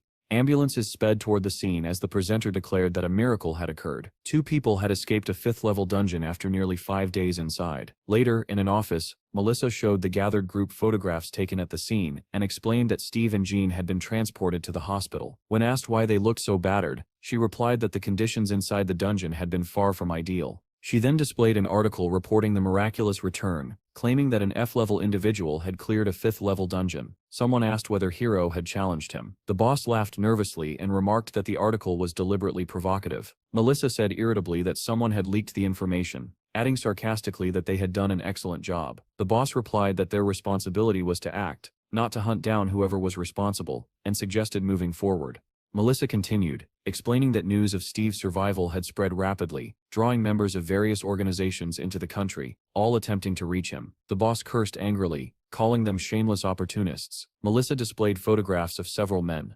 identifying them by name and affiliation. When the chief saw one of the images, his expression darkened as he recognized a particularly notorious agent. Melissa confirmed that he had arrived as well, adding that he was the same man who had lured Hero away previously. The boss stated that their priority was to secure Steve and asked if there was any way to do so without using a contract. A doctor who had spoken with Steve after his return explained that Steve's family was already present and that he would not abandon them. The boss asked in disbelief whether Steve truly valued family over money. The doctor replied that Steve had lived with wolves for nearly 1,000 years and deeply missed his family. The chief added that when Steve returned to Earth, he missed the wolves just as much, making him difficult to understand. The doctor concluded that the most important thing to Steve was being with his family, which was entirely understandable. He suggested providing Steve with a place to live alongside them and leaving him undisturbed. Under those conditions, Steve would not oppose the government. The chief agreed and asked whether they should act regarding the foreign agents. Melissa brought up an image of an abandoned house near the city. Confused, the boss asked why she was showing it. Melissa suggested giving the area to Steve and assigning personnel to monitor it, noting that its isolation would make it safe even if a portal were to open. The boss remarked that the house looked decent, though it required repairs, and then asked about Jean. Melissa replied that Jean was among the best in her field. When the boss asked whether she was awake, Melissa answered seriously that Jean was still undergoing treatment at the hospital. Irritated, the boss asked whether she was truly spending her time writing reports about Steve and relaxing instead of focusing on the situation. Melissa displayed a single phrase on the monitor and remarked that some people were already saying the same thing about Steve, calling him a scumbag. The chief's expression hardened, and he immediately issued an order to begin work. The scene shifted to a roaring arena where the crowd was in an uproar. The host stepped forward, greeting all SPFC fans with boundless energy. Dressed in a bright, eye-catching outfit, he declared into the microphone that this was the greatest competition on Earth, and that the long-awaited main event, the Match of Champions, was finally about to begin. The audience erupted, boys and girls shouting, waving their arms, and screaming themselves hoarse. In the darkness, the silhouette of a man appeared. He wore a cloak, and his long hair was tied back into a ponytail. Standing beneath a blazing spotlight, the host announced that the champions would now be introduced. A massive screen lit up, displaying the figure of a man as the presenter proclaimed that he was ranked #1 in the world, 211 victories, champion among all 45 SPFC divisions. The host shouted that he was the strongest man alive, and the hope of humanity. Continuing the introduction, the presenter added that he was an extraordinary SS-level fighter, the strongest magical swordsman. The long-haired man appeared clearly on the screen, dressed in a classic black suit. Black smoke gathered around his hands as the host called out his name, Hero. At the sound of it, the crowd exploded into thunderous applause. The smoke in Hero's hand condensed into a sword, and as if responding to the cheers, the blade ignited with black flames. Among the spectators, a long-haired girl watched the scene intently. As the host continued speaking, Hero leapt down from the pedestal, his body engulfed in black fire. Someone in the crowd exclaimed that this was the famous Phoenix Flame. Another voice expressed surprise that Hero intended to end the fight with a single sword, especially since he was facing male. Hero landed in the ring with tremendous force, cracks spreading across the floor beneath his feet. The host announced that he had officially entered the ring. Hero stood silently, unmoved by the deafening cheers, showing no reaction to the screaming fans. The presenter commented that Hero had appeared with his signature Phoenix Flame. The host then began introducing the second participant, a man-machine Class C, a rising star with 13 victories, ranked 32nd, the Russian brown bear, Mikhail. Mikhail appeared on the podium and was greeted by the crowd. He easily jumped down into the ring, the ground cracking beneath him as well. The presenter announced that he too had entered the ring. Male immediately charged forward, the weapons in his hands beginning to glow. Wearing a vicious grin, he told Hero that this would be the end for him. The weapons continued to charge as Male leapt into the air and slammed them down where Hero had been standing. Stone fragments flew in all directions, and Male was forced backward by the shockwave, raising his arms to shield himself from the dust. Seeing that Hero had dodged, Male cursed him as a little rat and opened fire. The host announced that Male had begun mana shooting. Shrapnel struck even the fence, yet Hero weaved through the barrage with astonishing speed. Spotting the next attack, the presenter shouted that Male was using a mana bazooka. A blast of terrifying power tore through the arena, obliterating everything in its path. Hero evaded it once again and closed the distance. The host exclaimed excitedly that Hero's sword strikes were landing, forcing Male to respond with frantic mana shots. Hero attacked again, but Male barely managed to block. Cracks spread across Male's weapon, and his breathing grew ragged. Hero gave him no chance to recover and pressed the assault, leaving Male with no choice but to defend. Suddenly a blade extended from Male's weapon, and he slashed at Hero, but the attack was effortlessly avoided. In an instant, Hero appeared behind him, both swords raised. Moving with blinding speed, Hero struck Mikhail repeatedly. When Male finally halted, he realized his entire body was bound in steel chains. Mikhail grinned smugly and declared that he had caught him. As he prepared to fire, he screamed that Hero Sip's bones would shatter. Hero replied calmly, "The seventh note, Male, you Stev already lost." In the next moment, Male let out a strangled wheeze as blood spilled from his mouth. Cuts opened across his entire body, blood gushing out as he screamed in agony. The audience stared in shock as the massive bear-like male collapsed to the ground. Hiro shook off the chains as if they weighed nothing. The crowd erupted. The host, stunned, demanded to know what had just happened, and then declared the result. Male had lost. The host announced that Male, who had been determined to win, had lost and could no longer get up. The match was immediately halted, and medical personnel rushed into the ring. Several men surrounded Male, attempting emergency treatment, but he showed no signs of life. One of the experts eventually shook his head, signaling that regeneration was impossible. The screen lit up with the result, declaring Hiro the winner, and the host confirmed that this marked his 202nd victory. After leaving the stage, one of Hiro's attendants quietly asked whether he had used a new method. Hiro replied calmly that he had struck with nothing more than an ordinary sword. He thanked everyone for their efforts and promised to have a drink with them later. However, the moment he entered the waiting room, a girl who had been watching the match threw her arms around him. Sadness filled her eyes as she asked if he had killed his opponent. Hiro answered just as quietly that Mikhail was one of the 7 evils of the future. The girl told him that he should not carry all the burden alone. Taking him by the arm, she asked if something else had happened. Hiro questioned her in return, and she said that nothing unusual had occurred, aside from a call from the administration. When he asked who had called, she replied that the boss had contacted her, told her to take care of herself, and advised her to pack up and leave. As Hiro changed his clothes, the girl mentioned that the man who had been trapped in a 5th-level dungeon had gotten out alive. Hiro froze and looked at her in surprise. She showed him her phone and explained that the man could become the 2nd hero, and that the news was already dominating every channel. She added that his name was Steve. She asked in disbelief whether Hiro truly did not remember him, reminding him that she had even collected articles about the incident. Hiro studied the photograph carefully, and said that he did not recognize the man at all. The girl asked again, astonished, whether he really did not remember him in the slightest. She suggested that Steve might be an awakened swordsman, but Hiro replied that such an awakening would only occur in a year. She then said that Steve was a druid, and if he truly returned from where the reports claimed, it might mean that a portal to the 4th planet could be opened. Hiro did not show it outwardly, but the mention of the 4th planet deeply unsettled him. The girl added that Steve was only F-level, making his return all the more unbelievable. Listening to her, Hiro concluded that it was simply impossible. He reflected silently that he had lived for over 500 years, and experienced 25 regressions. Because of this, he knew all the major awakenings and critical events in history.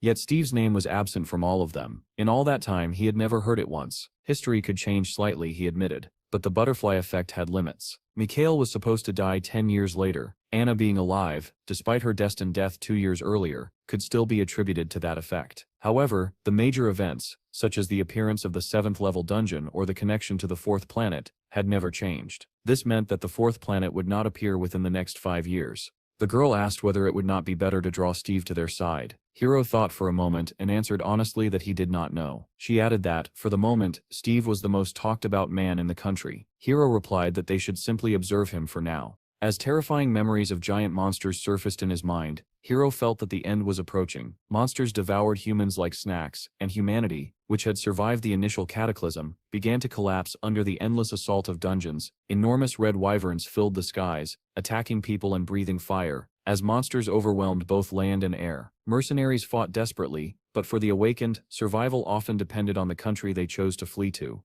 That was why Hiro remained in this nation, even though he was labeled a traitor by his homeland. As long as the dungeons here were managed by truly capable people, this land would offer the greatest chance of survival. Refugees would arrive by boat, relieved to have escaped, and when they saw him, they would believe they were saved. He imagined that his surviving compatriots would one day call him a savior rather than a traitor. In his thoughts they would chant his name, calling him a hero, and a faint smile formed on his lips. The girl noticed the smile and looked at him in surprise. Embarrassed, Hiro said it was nothing, merely an act. Anna did not understand what he meant, and he explained that it was only a deception. She did not believe him, and said that it was not only the Ministry of Defense that was eager to claim him. Hiro replied that if Steve survived the coming end, there would still be time to recruit him, once again suggesting patience. Shinsum Hospital stood as one of the few buildings still intact in the city. Melissa entered Jean's room without knocking, interrupting her reading. She approached the blonde and asked whether it hurt. Jean replied that it still hurt badly. Melissa did not believe her, remarking that something felt off, but Jean insisted once more that the pain was severe. The brunette scoffed and said that the entire hospital was gossiping about a masked man who visited her every night. She asked if it was Steve. Jean quickly changed the subject and asked whether Melissa had bought what she requested. Melissa placed a bag on the table and said she had been lucky enough to find both food and a man for her.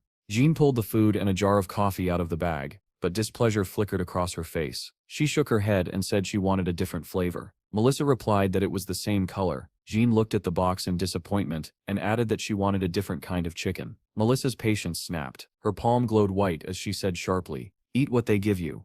Despite her complaints, Jean ate the chicken and drank the coffee. Leaning back against the pillow, she patted her stomach contentedly and said that she was full. Melissa smiled irritably and remarked that since Jean was full, it was time to get back to work. Jean had already closed her eyes, however, and murmured sleepily that she would start after taking a short nap. Melissa's palm glowed once again as she leaned closer with an ominous smile and warned her not to talk nonsense.